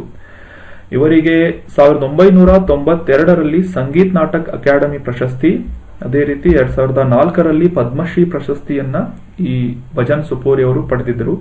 2009ರಲ್ಲಿ ಬಾಬಾ ಅಲ್ಲಾವುದ್ದೀನ್ ಖಾನ್ ಪ್ರಶಸ್ತಿಯನ್ನ ಕೂಡ ಇವರಿಗೆ ನೀಡಿ ಸನ್ಮಾನಿಸಲಾಗಿತ್ತು. ಇನ್ನು 2011ರಲ್ಲಿ MN ಮಾಥೂರ್ ಪ್ರಶಸ್ತಿಯನ್ನ ಕೂಡ ಭಜನ್ ಸುಪೋರಿ ಅವರು ಪಡೆದಿದ್ದರು. ಈಗ 73ನೇ ವಯಸ್ಸಿನಲ್ಲಿ ಇವರ ನಿಧನವಾಗಿದೆ.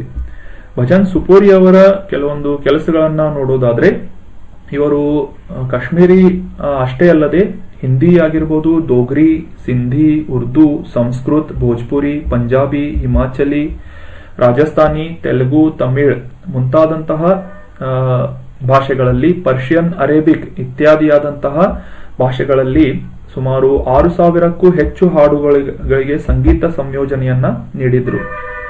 ಇವರು ಚಲನಚಿತ್ರಗಳಲ್ಲಿ, ಜಾಹೀರಾತುಗಳಲ್ಲಿ, ಸಾಕ್ಷ್ಯಚಿತ್ರಗಳಲ್ಲಿ, ಧಾರಾವಾಹಿಗಳಲ್ಲಿ, ಒಪೆರಾಗಳಲ್ಲಿ, ಗಾಯಕ ವೃಂದಗಳ ಒಂದು ಸಮೂಹದಲ್ಲಿ ಭಾಗವಹಿಸಿ ಸಾಕಷ್ಟು ಕಾರ್ಯಕ್ರಮಗಳನ್ನ ಮತ್ತೆ ಸಂಗೀತ ಸಂಯೋಜನೆಯನ್ನ ನೀಡಿದ್ರು. ಭಜನ್ ಸಪೋರಿ ಅವರು ನೆನ್ಪಿಟ್ಕೊಳ್ಳಿ, ಇವರು ಒಬ್ಬ ಸಂತೂರ್ ವಾದ್ಯಕಾರರಾಗಿದ್ರು. ಇವರನ್ನ ಸಂತೂರ್ ಮಾಂತ್ರಿಕ ಅಂತ ಕೂಡ ಕರೆಯಲಾಗ್ತಾ ಇತ್ತು.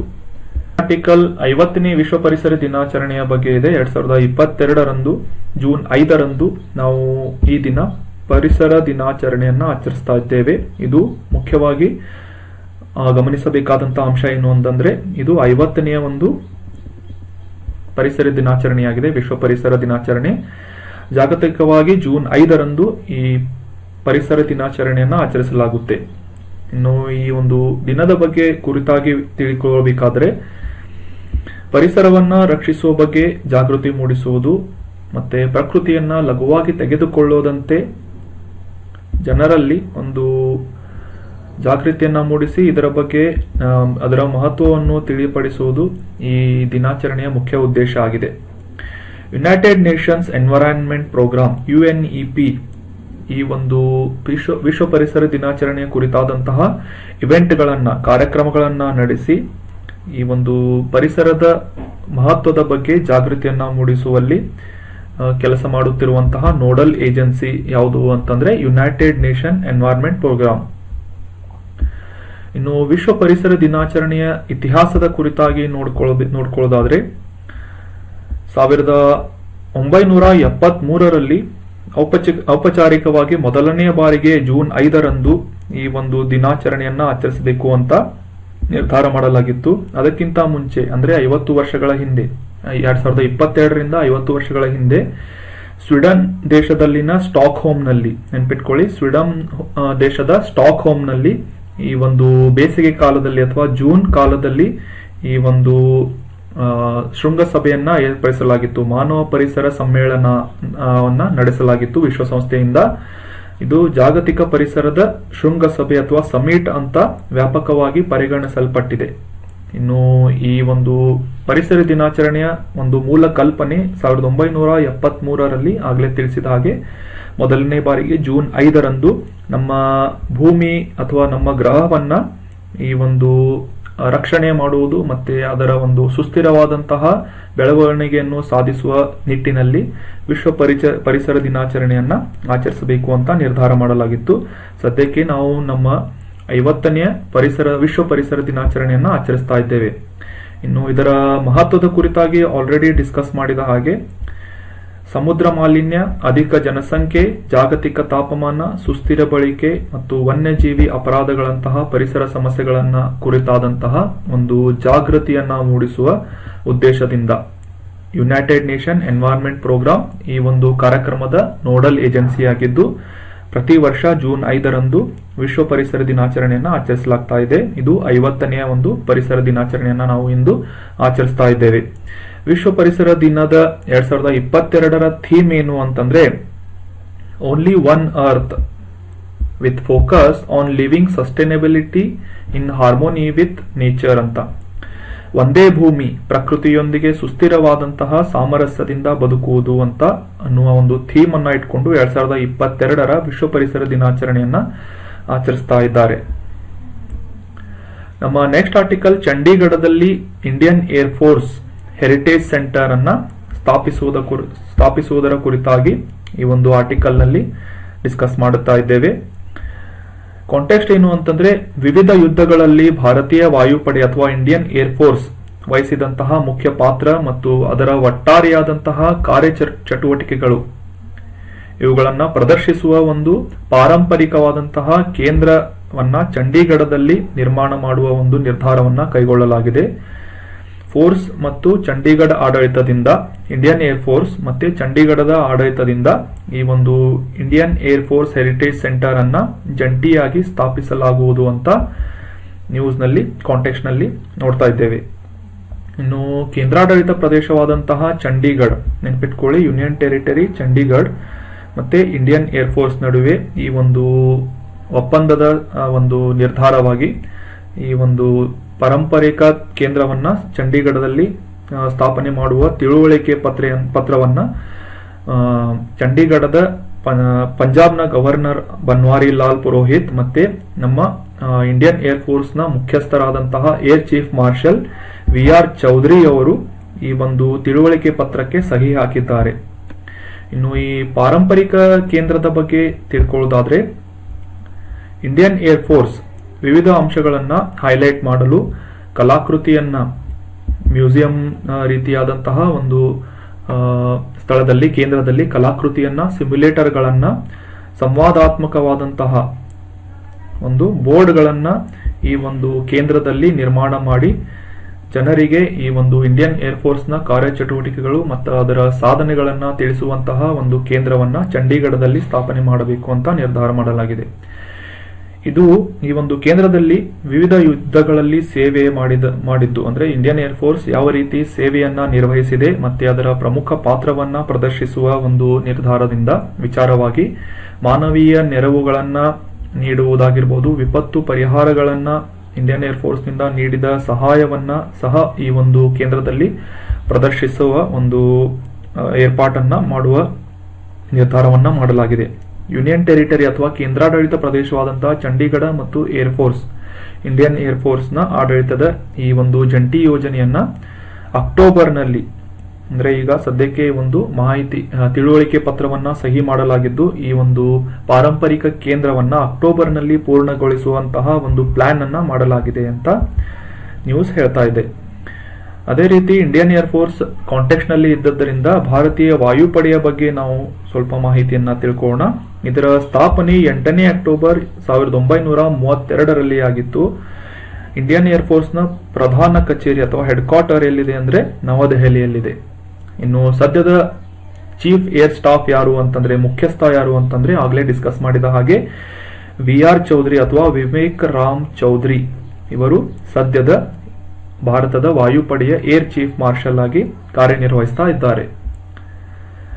ನಮ್ಮ ನೆಕ್ಸ್ಟ್ ಆರ್ಟಿಕಲ್ ಯಾಸ್ ಅನ್ನುವ ಒಂದು ಚಂಡಮಾರುತದ ಬಗ್ಗೆ ಇದೆ. ಕಾಂಟೆಕ್ಸ್ಟ್ ಏನು ಅಂತಂದ್ರೆ ಯಾಸ್ ಚಂಡಮಾರುತ ಎಲ್ಲಿ ಬೀಸ್ತಾ ಇದೆ ಅಂತ ಮುಖ್ಯವಾಗಿ ತಿಳ್ಕೊಳ್ಳೋದಾದ್ರೆ ನಮ್ಮ ಭಾರತದ ಪೂರ್ವ ಕರಾವಳಿಯಲ್ಲಿ ಈ ಯಾಸ್ ಚಂಡಮಾರುತ ಬೀಸ್ತಾ ಇದೆ. ಈ ಯಾಸ್ ಚಂಡಮಾರುತದ ಒಂದು ಕಾಂಟೆಕ್ಸ್ಟ್ ಏನು ಅಂತಂದ್ರೆ ಇದು ಅತ್ಯಂತ ತೀವ್ರವಾದಂತಹ ಮತ್ತು ಹಾನಿಕಾರಕವಾದಂತಹ ಚಂಡಮಾರುತವಾಗಿದ್ದು ಆಗ್ಲೇ ತಿಳಿಸಿದ ಹಾಗೆ ನಮ್ಮ ಈಸ್ಟರ್ನ್ ಕೋಸ್ಟ್ ಅಥವಾ ಪೂರ್ವದ ಕರಾವಳಿಯಲ್ಲಿ ಇರುವಂತಹ ರಾಜ್ಯಗಳಾದ ಒಡಿಶಾ ಮತ್ತೆ ಪಶ್ಚಿಮ ಬಂಗಾಳದಲ್ಲಿ ಸಾಕಷ್ಟು ತೀವ್ರವಾದಂತಹ ಹಾನಿಯನ್ನುಂಟು ಮಾಡಿದೆ, ಪರಿಣಾಮವನ್ನ ಬೀರಿದೆ ಜನರ ಮೇಲೆ, ಜನರ ಒಂದು ಪರಿಸ್ಥಿತಿಯ ಮೇಲೆ ಅಂತ ಕಾಂಟೆಕ್ಸ್ಟ್ ಇದೆ. ಅದೇ ರೀತಿಯಾಗಿ ಈ ಯಾಸ್ ಚಂಡಮಾರುತದ ಭೀಕರತೆಯಿಂದ ತಪ್ಪಿಸಿಕೊಳ್ಳಲು ಕರಾವಳಿ ಪ್ರದೇಶದಲ್ಲಿ ವಾಸಿಸುತ್ತಿರುವಂತಹ ಜನರನ್ನ ಉನ್ನತ ಮಟ್ಟದ ಸ್ಥಳಗಳಿಗೆ ಸ್ಥಳಾಂತರಿಸಲಾಗಿದೆ. ಅದೇ ರೀತಿ ಅವರ ಆಹಾರ ಮತ್ತು ತುರ್ತು ನಿಧಿಯ ಸರಬರಾಜನ್ನ ಕೂಡ ಮಾಡಲಾಗಿದೆ ಅಂತ ನ್ಯೂಸ್ ಇದೆ. ಇನ್ನು ಈ ಯಾಸ್ ಚಂಡಮಾರುತ ಯಾವ ರೀತಿಯಾದಂತಹ ಒಂದು ಆರ್ಥಿಕವಾದಂತಹ ಒಂದು ನಿಟ್ಟಿನಲ್ಲಿ ದೃಷ್ಟಿಯಲ್ಲಿ ನೋಡಿದಾಗ ಪಶ್ಚಿಮ ಬಂಗಾಳದಲ್ಲಿ ಒಟ್ಟು ಹಾನಿಯ ಅಂದಾಜು 20 ಕೋಟಿ ರೂಪಾಯಿಗಳಷ್ಟು ಹಾನಿಯನ್ನುಂಟು ಮಾಡಿದ್ದು, ಒಡಿಶಾದಲ್ಲಿ ಸಾಕಷ್ಟು ಜಾಸ್ತಿ ಪ್ರಮಾಣವಾದಂತಹ ಒಂದು ಹಾನಿಯನ್ನ ಮಾಡಿದೆ. ಸುಮಾರು 610 ಕೋಟಿ ರೂಪಾಯಿಗಳಷ್ಟು ಒಂದು ಹಾನಿಯನ್ನುಂಟು ಮಾಡಿ ಯಾಸ್ ಚಂಡಮಾರುತ ಸಾಕಷ್ಟು ಭೀಕರವಾದಂತಹ ಪರಿಣಾಮವನ್ನ ಅಲ್ಲಿಯ ಜನರ ಮೇಲೆ ಬೀರಿದೆ ಅಂತ ಹೇಳ್ತಾ ಇದ್ದಾರೆ. ನಮ್ಮ ನೆಕ್ಸ್ಟ್ ಆರ್ಟಿಕಲ್ ಅಂಜಲೆ ಪೊನ್ನುಸ್ವಾಮಿ ಅವರ ಬಗ್ಗೆ ಇದೆ. ಇವರು ರೀಸೆಂಟ್ ಆಗಿ ನಿಧನ ಹೊಂದಿದರು ತಮ್ಮ 102ನೇ ವಯಸ್ಸಿನಲ್ಲಿ. ಸೊ ಇವರ ಬಗ್ಗೆ ತಿಳ್ಕೊಳ್ಳೋಣ. ಇವರು ಸ್ವತಂತ್ರ ಹೋರಾಟಗಾರರಾಗಿದ್ದು ವಸಾಹತುಶಾಹಿ ಬ್ರಿಟನ್ನಿನ ವಿರುದ್ಧವಾಗಿ ಭಾರತದ ಸ್ವತಂತ್ರಕ್ಕಾಗಿ INA Indian national Congress, Indian national army ಇದನ್ನ ಜಾಯಿನ್ ಆಗಿ 21ನೇ ವಯಸ್ಸಿನಲ್ಲಿ ರಾಣಿ ಝಾನ್ಸಿ ರೆಜಿಮೆಂಟ್ ನಲ್ಲಿ, ರಾಣಿ ಝಾನ್ಸಿ ರೆಜಿಮೆಂಟ್ ಯಾವ ಒಂದು ಸೇನೆಯ ಭಾಗವಾಗಿತ್ತು ಅಂತಂದ್ರೆ INA ಅಂತ ಹೇಳ್ಬೋದು, ಇಂಡಿಯನ್ ನ್ಯಾಷನಲ್ ಆರ್ಮಿಯ ಒಂದು ರಾಣಿ ಝಾನ್ಸಿ ಅಥವಾ ಒಂದು ಮಹಿಳಾ ರೆಜಿಮೆಂಟ್ ಅಂತ ಕೂಡ ಇದನ್ನ ಕರಿತಾ ಇದ್ರು, ಇಂಡಿಯನ್ ರಾಣಿ ಝಾನ್ಸಿ ರೆಜಿಮೆಂಟ್ ಅಂತ. ಸೊ ಇದನ್ನ 21ನೇ ವಯಸ್ಸಿನಲ್ಲಿ ಸೇರ್ಪಡೆಗೊಂಡಿದ್ರು. ಅದಾದ ನಂತರ ಭಾರತದ ಸ್ವತಂತ್ರ ಹೋರಾಟದಲ್ಲಿ ಪ್ರಮುಖ ವ್ಯಕ್ತಿಯಾಗಿದ್ದಂತಹ ಸುಭಾಷ್ ಚಂದ್ರ ಬೋಸ್ ಇವರು ಮಹಾತ್ಮ ಗಾಂಧಿ ಅವರ ಸಮಕಾಲೀನರಾಗಿದ್ದರು. ಇವರು ಬ್ರಿಟಿಷ್ ಆಳ್ವಿಕೆಯಿಂದ ಮುಕ್ತ ಭಾರತದ ಕನಸನ್ನ ಹಂಚಿಕೊಂಡಿದ್ದರು. ಅದೇ ರೀತಿಯಾಗಿ ನಮ್ಮ ಐಎನ್ಎದ ಮುಖ್ಯಸ್ಥರು ಕೂಡ ಆಗಿದ್ದರು. ಇದನ್ನ ಈ ಒಂದು ಸ್ವತಂತ್ರವನ್ನ ಸಾಧಿಸಲು ಇವರು ವಿಶ್ವ ಸಮರದಲ್ಲಿ ಅಥವಾ ವರ್ಲ್ಡ್ ವಾರ್ನಲ್ಲಿ ಜಪಾನಿಯರ ಬೆಂಬಲದೊಂದಿಗೆ 1943ರಲ್ಲಿ ಭಾರತೀಯ ರಾಷ್ಟ್ರೀಯ ಸೇನೆಯನ್ನ ಸ್ಥಾಪಿಸಿದ್ದರು. ಆಕ್ಚುಲಿ ಈ ಒಂದು ಐಎನ್ಎನ ಸ್ಥಾಪನೆ ಮಾಡಿದ್ದು ಬೇರೆಯವರು. ಅದು ಈ ಒಂದು ದಿನ ನಾವು ಕ್ವಶನ್ ಕೇಳಿದ್ದೇವೆ, ಕಮೆಂಟ್ ಬಾಕ್ಸ್ ನಲ್ಲಿ ಕಮೆಂಟ್ ಮಾಡಿ ಭಾರತೀಯ ರಾಷ್ಟ್ರೀಯ ಸೇನೆಯನ್ನ ಸ್ಥಾಪನೆ ಮಾಡಿದವರು ಯಾರು ಅಂತ. ಅದಾದ ನಂತರ ಸ್ಥಾಪನೆ ಮಾಡಿದ ನಂತರ SR ಬೋಸ್ ಅವರು ಅಥವಾ ಸುಭಾಷ್ ಚಂದ್ರ ಬೋಸ್ ಅವರು ಈ ಐಎನ್ಎಯನ್ನ ಜಾಯಿನ್ ಆಗ್ತಾರೆ. ಜಪಾನಿಯರ ಸೋಲಿನೊಂದಿಗೆ ಅಂದ್ರೆ 1945ರಲ್ಲಿ ಜಪಾನ್ ಈ ಒಂದು ಅಮೆರಿಕ ಅಥವಾ ಮತ್ತೆ ಅದರ ಮಿತ್ರ ರಾಷ್ಟ್ರಗಳಿಗೆ ಸೋಲನ್ನ ಒಪ್ಪಿಕೊಳ್ಳುತ್ತೆ. ಅದೇ ರೀತಿ ಜಪಾನಿನ ಸೋಲುಂಟಾಗುತ್ತೆ. ಅದಾದ ನಂತರ ಯುದ್ಧವು ಕೊನೆಗೊಳ್ಳುತ್ತೆ. ವಿಶ್ವ ಸಮರ 2ನೇ ಒಂದು ಯುದ್ಧ ಏನಿದೆ ಇದು ಕೊನೆಗೊಳ್ಳುತ್ತೆ. ಭಾರತೀಯ ರಾಷ್ಟ್ರೀಯ ಸೇನೆಯನ್ನ ವಿಸರ್ಜನೆ ಮಾಡಲಾಗಿತ್ತು. ಅದಾದ ನಂತರ ಈಗ ಸದ್ಯಕ್ಕೆ ಕಾಂಟೆಕ್ಸ್ಟ್ ನಲ್ಲಿರುವಂತಹ ಅಂಜಲೇ ಅವರು ಮಲೇಷ್ಯಾಕ್ಕೆ ತೆರಳಿ ತಮ್ಮ ಜೀವನವನ್ನ ಮುಂದುವರಿಸಿದ್ದರು ಅಂತ ನ್ಯೂಸ್ ನಲ್ಲಿದೆ. ನೆನ್ಪಿಟ್ಕೊಳ್ಳಿ, ಅಂಜಲಿ ಪೊನ್ನುಸ್ವಾಮಿ ಅವರು ರಾಣಿ ಝಾನ್ಸಿ ಅನ್ನುವ ಐಎನ್ಎದ ರೆಜಿಮೆಂಟ್, ಮಹಿಳಾ ರೆಜಿಮೆಂಟ್ ನ ಅದರಲ್ಲಿ ಭಾಗವಹಿಸಿ ಸ್ವತಂತ್ರ ಹೋರಾಟದಲ್ಲಿ ಭಾಗವಹಿಸಿದ್ರು ಅಂತ ಕಾಂಟೆಕ್ಸ್ಟ್ ನಲ್ಲಿದೆ. ಇವರು ತಮ್ಮ 102ನೇ ವಯಸ್ಸಿನಲ್ಲಿ ನಿಧನರಾಗಿದ್ದಾರೆ. ನಮ್ಮ ನೆಕ್ಸ್ಟ್ ಆರ್ಟಿಕಲ್ ಏಕ ಬಳಕೆಯ ಪ್ಲಾಸ್ಟಿಕ್ ಅಥವಾ ಸಿಂಗಲ್ ಯೂಸ್ ಪ್ಲಾಸ್ಟಿಕ್ ಅಂತ ನಾವು ಕರಿತೇವೆ. ಕಾಂಟೆಕ್ಸ್ಟ್ ಏನು ಅಂತಂದ್ರೆ ವಸತಿ ಮತ್ತು ನಗರ ವ್ಯವಹಾರಗಳ ಸಚಿವಾಲಯ, housing and urban affairs ministry ವಿಶ್ವ ಪರಿಸರ ದಿನದಂದು 5 ಜೂನ್ ವಿಶ್ವ ಪರಿಸರ ದಿನಾಚರಣೆಯನ್ನು ಆಚರಿಸ್ತೇವೆ. ಆ ಒಂದು ದಿನ ಒಂದು ನಿರ್ಧಾರವನ್ನ ಅಭಿಯಾನವನ್ನ ಪ್ರಾರಂಭಿಸಿದೆ. ಅದರ ಹೆಸರು ಸ್ವಚ್ಛ ಮತ್ತು ಹಸಿರು ಅನ್ನುವ ಒಂದು ಅಭಿಯಾನವನ್ನ ಪ್ರಾರಂಭಿಸಿದೆ ವಸತಿ ಮತ್ತು ನಗರ ವ್ಯವಹಾರಗಳ ಸಚಿವಾಲಯ. ಇದರ ಒಂದು ಕಾಂಟೆಕ್ಸ್ಟ್ ಏನು ಅಂತಂದ್ರೆ ಸಿಂಗಲ್ ಯೂಸ್ ಪ್ಲಾಸ್ಟಿಕ್ ಗಳನ್ನ ಸಂಪೂರ್ಣವಾಗಿ ಆ ಒಂದು ಬಳಕೆಯಿಂದ ಮುಕ್ತಗೊಳಿಸುವ ಒಂದು ನಿರ್ಧಾರದಿಂದ ಪರಿಸರದ ಮೇಲೆ ಈ ಒಂದು ಸಿಂಗಲ್ ಯೂಸೇಜ್ ಪ್ಲಾಸ್ಟಿಕ್ಗಳು, ಈ ಒಂದು ಚಿತ್ರದಲ್ಲಿ ನೋಡಬಹುದು ನೀವು, ಪ್ಲಾಸ್ಟಿಕ್ ಚಮಚೆ ಆಗಿರ್ಬೋದು, ಪ್ಲೇಟ್ಸ್ ಆಗಿರ್ಬೋದು, ಸ್ಟ್ರಾಗಳಾಗಿರ್ಬೋದು, ಪ್ಲಾಸ್ಟಿಕ್ ಕಪ್ಗಳಾಗಿರ್ಬೋದು, ಬಲೂನ್ಗಳಾಗಿರ್ಬೋದು, ಮತ್ತೆ ನಾವು ಈ ಬಿಸ್ಲೇರಿ ಅಂತಹ ಮಿನರಲ್ ವಾಟರ್ಗಳನ್ನ ಕುಡಿಯುವಂತಹ ಪ್ಲಾಸ್ಟಿಕ್ ಬಾಟಲ್ಗಳಾಗಿರ್ಬೋದು, ಈ ರೀತಿಯಾದಂತಹ ಸಿಂಗಲ್ ಯೂಸ್ ಪ್ಲಾಸ್ಟಿಕ್ಗಳಿಂದ ದೇಶವನ್ನ ಮುಕ್ತಗೊಳಿಸುವ ನಿರ್ಧಾರದಿಂದ ಈ ಒಂದು ಜನರಲ್ಲಿ ಜಾಗೃತಿಯನ್ನ ಮೂಡಿಸುವ ಒಂದು ಕಾರ್ಯಕ್ರಮಕ್ಕೆ ಸ್ವಚ್ಛ ಮತ್ತು ಹಸಿರು ಎನ್ನುವ ಒಂದು ಹೆಸರಿನಿಂದ ಕ್ಲೀನ್ ಅಂಡ್ ಗ್ರೀನ್ ಅನ್ನುವ ಒಂದು ಅಭಿಯಾನವನ್ನ ಪ್ರಾರಂಭ ಮಾಡಿದೆ. ಈ ಸಚಿವಾಲಯದ ಈ ಒಂದು ದಿಕ್ಕಿನಲ್ಲಿ ರಾಜ್ಯ ಮತ್ತು ಕೇಂದ್ರಾಡಳಿತ ಪ್ರದೇಶಗಳಿಗೆ ವಿವರವಾದಂತಹ ಸಲಹೆಯನ್ನ ನೀಡಿ ಜೂನ್ 30ರೊಳಗೆ ಏಕ ಬಳಕೆಯ ಪ್ಲಾಸ್ಟಿಕ್ ಅನ್ನ ನಿಷೇಧಿಸುವ ಒಂದು ನಿರ್ಧಾರಕ್ಕೆ ಸಚಿವಾಲಯ ಸೂಚನೆ ನೀಡಿದೆ. ಏಕ ಬಳಕೆಯ ಪ್ಲಾಸ್ಟಿಕ್ ನಿಷೇಧ ಮತ್ತು ಜಾರಿಯ ಸಂದೇಶವನ್ನ ಈ ಒಂದು ದೊಡ್ಡ ಪ್ರಮಾಣದ ಒಂದು ಜನರ ಪಾಲ್ಗೊಳ್ಳುವಿಕೆಯಿಂದ ಮಾತ್ರ ಯಾವುದೇ ರೀತಿಯಾದಂತಹ ಒಂದು ಅಭಿಯಾನವನ್ನ ಸಾಧಿಸಲು ಸಾಧ್ಯವಾಗುತ್ತೆ. ಅದೇ ರೀತಿ ಈ ಒಂದು ಸಚಿವಾಲಯದಿಂದ ಜನರ ಪಾಲ್ಗೊಳ್ಳುವಿಕೆಯ ಒಂದು ಸಲಹೆಯನ್ನ ಒತ್ತಿ ಹೇಳುವ ಒಂದು ಕಾರ್ಯವನ್ನ ನಡೆಸ್ತಾ ಇದ್ದಾರೆ. ಆರ್ಟಿಕಲ್ ನಲ್ಲಿ ಒಂದು ಆಂದೋಲನದ ಬಗ್ಗೆ ಇದೆ, ಸೇವ್ ಸಾಯಿಲ್ ಮೂವ್ಮೆಂಟ್ ಅಂತ. ಕಾಂಟೆಕ್ಸ್ಟ್ ಅಥವಾ ನ್ಯೂಸ್ ಏನು ಅಂತಂದ್ರೆ ವಿಶ್ವ ಪರಿಸರ ದಿನ ಜೂನ್ 5ರಂದು ಆಚರಿಸಲಾಗುವ ವಿಶ್ವ ಪರಿಸರ ದಿನದ ಅಂಗವಾಗಿ ನವದೆಹಲಿಯಲ್ಲಿ ಮಣ್ಣು ಉಳಿಸಿ ಆಂದೋಲನ ಅಥವಾ ಸೇವ್ ಸಾಯಿಲ್ ಮೂವ್ಮೆಂಟ್ ಅನ್ನ ಇದರ ಕಾರ್ಯಕ್ರಮದಲ್ಲಿ ಪ್ರಧಾನಮಂತ್ರಿಯಾದಂತಹ ನರೇಂದ್ರ ಮೋದಿ ಅವರು ಭಾಗವಹಿಸಿದ್ದರು. ಸೊ ಇದು ಕಾಂಟೆಕ್ಸ್ಟ್ ನಲ್ಲಿತ್ತು. ಇನ್ನು ಈ ಸೇವ್ ಸಾಯಿಲ್ ಅನ್ನುವ ಒಂದು ಮೂವ್ಮೆಂಟ್ ಅಥವಾ ಆಂದೋಲನದ ಬಗ್ಗೆ ತಿಳ್ಕೊಳ್ಳೋದಾದ್ರೆ, ಮಣ್ಣು ಉಳಿಸಿ ಎನ್ನುವ ಆಂದೋಲನ ಈಗ ಸದ್ಯಕ್ಕೆ ಈಗಿನ ಪರಿಸ್ಥಿತಿಯಲ್ಲಿ ಹದಗೆಡುತ್ತಿರುವಂತಹ ಮಣ್ಣಿನ ಆರೋಗ್ಯದ ಬಗ್ಗೆ ಜನರಲ್ಲಿ ಜಾಗೃತಿಯನ್ನ ಮೂಡಿಸುವುದು ಮತ್ತೆ ಮಣ್ಣಿನ ಗುಣಮಟ್ಟವನ್ನು ಸುಧಾರಿಸುವ ಒಂದು ದೃಷ್ಟಿಯಲ್ಲಿ ಜಾಗೃತಿಯನ್ನ ಮೂಡಿಸಿ ಅದರ ಒಂದು ಪ್ರತಿಕ್ರಿಯೆಯನ್ನ ತರಲು ಜಾಗತಿಕವಾಗಿ ನಡೆಸುತ್ತಿರುವಂತಹ ಆಂದೋಲನದ ಹೆಸರು ಸೇವ್ ಸಾಯಿಲ್ ಮೂವ್ಮೆಂಟ್ ಅಂತ. ಇನ್ನು ಇದರ ನೇತೃತ್ವವನ್ನು ವಹಿಸಿದವರು ನಮಗೆಲ್ಲ ಗೊತ್ತಿರುವ ಹಾಗೆ ಸದ್ಗುರು ಜಗ್ಗಿ ವಾಸುದೇವ್ ಅವರು. ಈ ಒಂದು ಆಂದೋಲನವನ್ನು 27 ದೇಶಗಳ ಮೂಲಕ 100 ದಿನಗಳ ಒಂದು ಮೋಟಾರ್ ಸೈಕಲ್ ಪ್ರಯಾಣವನ್ನ ಪ್ರಾರಂಭಿಸಿ ಜಗ್ಗಿ ವಾಸುದೇವ್ ಅವರು ಸದ್ಗುರುಗಳು ಮಾರ್ಚ್ನಲ್ಲಿ ಈ ಒಂದು ಆಂದೋಲನಕ್ಕೆ ಚಾಲನೆಯನ್ನ ನೀಡಿದರು. ಸೇವ್ ಸಾಯಿಲ್ ಅನ್ನುವ ಒಂದು ಆಂದೋಲನ ಇದು.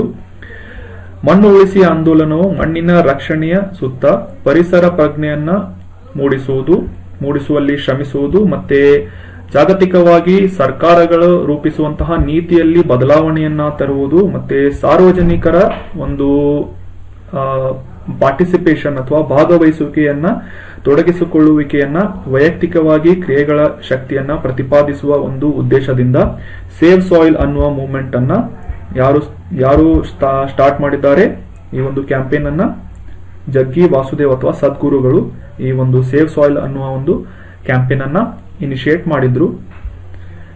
ನಮ್ಮ ನೆಕ್ಸ್ಟ್ ಆರ್ಟಿಕಲ್, ದೇಶದ ಮೊದಲ ಲಿಕ್ವಿಡ್ ಮಿರರ್ ಟೆಲಿಸ್ಕೋಪ್, ಮಿರರ್ ಅಂದ್ರೆ ಕನ್ನಡಿ ಅಂತ, ಎಲ್ಲಿ ಸ್ಥಾಪನೆ ಮಾಡಲಾಗ್ತಾ ಇದೆ ಅಂತ ತಿಳ್ಕೋಣ.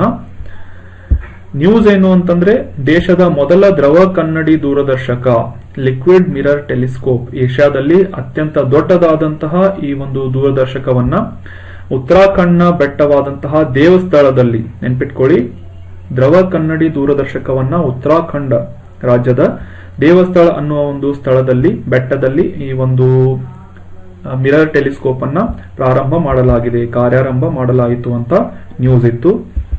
ಸೊ ಈ ಲಿಕ್ವಿಡ್ ಮಿರರ್ ಟೆಲಿಸ್ಕೋಪ್ ಬಗ್ಗೆ ಡೀಟೇಲ್ ಆಗಿ ತಿಳ್ಕೊಳ್ಳೋದಾದ್ರೆ, ಇದರ ಉದ್ದೇಶವನ್ನ ತಿಳ್ಕೊಳ್ಳೋದಾದ್ರೆ, ಆಕಾಶದಲ್ಲಿ ಇರುವಂತಹ ಸೂಪರ್ ನೋವಾಗಳಾಗಿರಬಹುದು, ಗುರುತ್ವಾಕರ್ಷಣೆಯ ಮಸೂರಗಳು, ಬಾಹ್ಯಾಕಾಶ ಶಿಲಾಖಂಡಗಳು ಮತ್ತೆ ಕ್ಷುದ್ರ ಗ್ರಹಗಳಂತಹ ಅಸ್ಥಿರವಾದಂತಹ ವೇರಿಯೇಬಲ್ ವಸ್ತುಗಳನ್ನ, ಮೂವ್ಮೆಂಟ್ ಆಗುವಂತಹ ಅವುಗಳ ಒಂದು ಮೂವ್ಮೆಂಟ್ ಮೇಲೆ ನಿಗಾವನ್ನ ವಹಿಸಲು, ಗುರುತಿಸಲು, ಈ ಓವರ್ ಹೆಡ್ ಆಕಾಶದ ಮೇಲೆ ನಿಗಾ ಇರಿಸುವ ಒಂದು ಉದ್ದೇಶದಿಂದ, ಅದನ್ನ ಅಬ್ಸರ್ವ್ ಮಾಡುವ ಉದ್ದೇಶದಿಂದ ಈ ಲಿಕ್ವಿಡ್ ಮಿರರ್ ಟೆಲಿಸ್ಕೋಪ್ ಅನ್ನ ಉತ್ತರಾಖಂಡದ ಬೆಟ್ಟದಲ್ಲಿ ದೇವಸ್ಥಳ ಅನ್ನುವ ಪ್ರದೇಶದಲ್ಲಿ ನಿರ್ಮಾಣ ಮಾಡಲಾಗಿದೆ.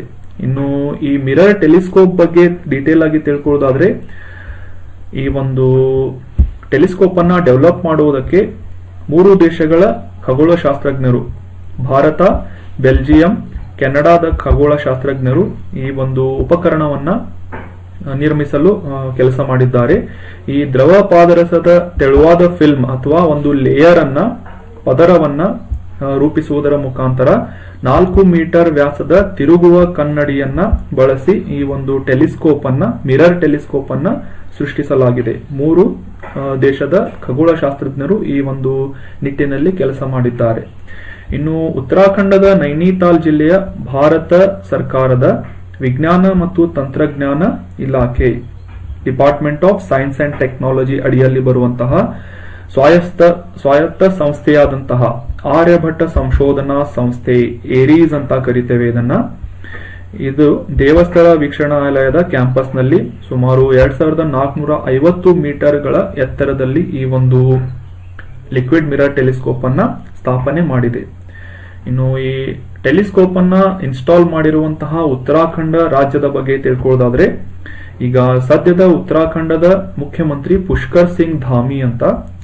ಇನ್ನು ಈ ಉತ್ತರಾಖಂಡದಲ್ಲಿ 2 ರಾಜಧಾನಿಗಳಿದ್ದು, ಚಳಿಗಾಲದಲ್ಲಿ ಡೆಹ್ರಾಡೂನ್ ನಲ್ಲಿ ಈ ಒಂದು ಸರ್ಕಾರಿ ಕಾರ್ಯಕಲಾಪಗಳನ್ನ ನಡೆಸಲಾಗುತ್ತೆ.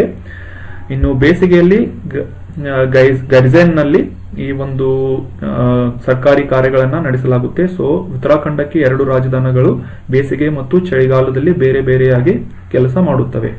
ಇನ್ನು ಉತ್ತರಾಖಂಡದ ರಾಜ್ಯಪಾಲರು ಲೆಫ್ಟಿನೆಂಟ್ ಜನರಲ್ ಗುರ್ಮೀತ್ ಸಿಂಗ್ ಅಂತ. ಈಗ ಉತ್ತರಾಖಂಡ್ ನ್ಯೂಸ್ ನಲ್ಲಿ ಇದ್ದಿದ್ದರಿಂದ ಉತ್ತರಾಖಂಡದ ಒಂದು ಮ್ಯಾಪ್ ಅನ್ನ ಕೂಡ ನಾವು ತಿಳ್ಕೊಂಡ್ಬಿಡೋಣ. ಭಾರತ ದೇಶದ ಉತ್ತರ ಭಾಗದಲ್ಲಿ ಈ ಉತ್ತರಾಖಂಡ್ ರಾಜ್ಯ ಸ್ಥಾಪನೆಯಾಗಿದೆ. ರೀಸೆಂಟ್ ಆಗಿ ಇದನ್ನ ಎಸ್ಟಾಬ್ಲಿಷ್ ಮಾಡಲಾಗಿದ್ದು, ರಾಜ್ಯ ಅಂತ ಗುರುತಿಸಲಾಗಿದ್ದು, ಅದು ಯಾವ ಒಂದು ವರ್ಷದಲ್ಲಿ ಉತ್ತರಾಖಂಡ್ ರಾಜ್ಯವನ್ನ ಗುರುತಿಸಲಾಯಿತು ಅಥವಾ ನಿರ್ಮಾಣ ಮಾಡಲಾಯಿತು ಅಂತ ಕಮೆಂಟ್ ಬಾಕ್ಸ್ ನಲ್ಲಿ ಕಮೆಂಟ್ ಮಾಡಿ. ಅದೇ ರೀತಿ ಇದರ ನೆರೆಹೊರೆಯ ರಾಜ್ಯಗಳ ಬಗ್ಗೆ ತಿಳ್ಕೊಳ್ಳೋದಾದ್ರೆ, ಹಿಮಾಚಲ್ ಪ್ರದೇಶ, ಹರಿಯಾಣ, ಉತ್ತರ ಪ್ರದೇಶ್ ಈ ರಾಜ್ಯಗಳು ಉತ್ತರಾಖಂಡದೊಂದಿಗೆ ತಮ್ಮ ಗಡಿಗಳನ್ನ ಶೇರ್ ಮಾಡುತ್ತವೆ ಅಥವಾ ಹಂಚಿಕೊಳ್ಳುತ್ತವೆ ಅಂತ ಈ ಒಂದು ಮ್ಯಾಪ್ ನಲ್ಲಿ ನೋಡಬಹುದು. ಅದೇ ರೀತಿ ಉತ್ತರಾಖಂಡಕ್ಕೆ ಅಂತಾರಾಷ್ಟ್ರೀಯ ಒಂದು ಗಡಿಗಳನ್ನ ಕೂಡ ಉತ್ತರಾಖಂಡ್ ರಾಜ್ಯ ಹೊಂದಿದ್ದು, ಉತ್ತರದಲ್ಲಿ ಚೈನಾದೊಂದಿಗೆ ತನ್ನ ಗಡಿಯನ್ನ ಹಂಚಿಕೊಳ್ಳುತ್ತೆ.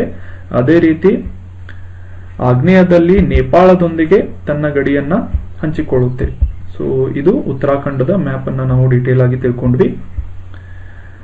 ನಮ್ಮ ನೆಕ್ಸ್ಟ್ ಆರ್ಟಿಕಲ್ ನ್ಯೂಸ್ ನಲ್ಲಿ ಟರ್ಕಿಯ ಒಂದು ದೇಶದ ಹೆಸರನ್ನ ಬದಲಾವಣೆಯ ಕುರಿತಾದಂತಹ ಒಂದು ನ್ಯೂಸ್ ಕಾಂಟೆಕ್ಸ್ಟ್ ನಲ್ಲಿತ್ತು. ಸೊ ಇದರ ಬಗ್ಗೆ ತಿಳ್ಕೊಳ್ಳೋದಾದ್ರೆ, ತುರ್ಕಿಯ ರಾಜಧಾನಿಯಾದಂತಹ ಅಂಕಾರಾದಿಂದ ಒಂದು ನಿರ್ಧಾರವನ್ನ ಔಪಚಾರಿಕವಾಗಿ ಒಂದು ವಿಶ್ವಸಂಸ್ಥೆಯಲ್ಲಿ ರಿಕ್ವೆಸ್ಟ್ ಅನ್ನ ಇಡಲಾಗಿತ್ತು.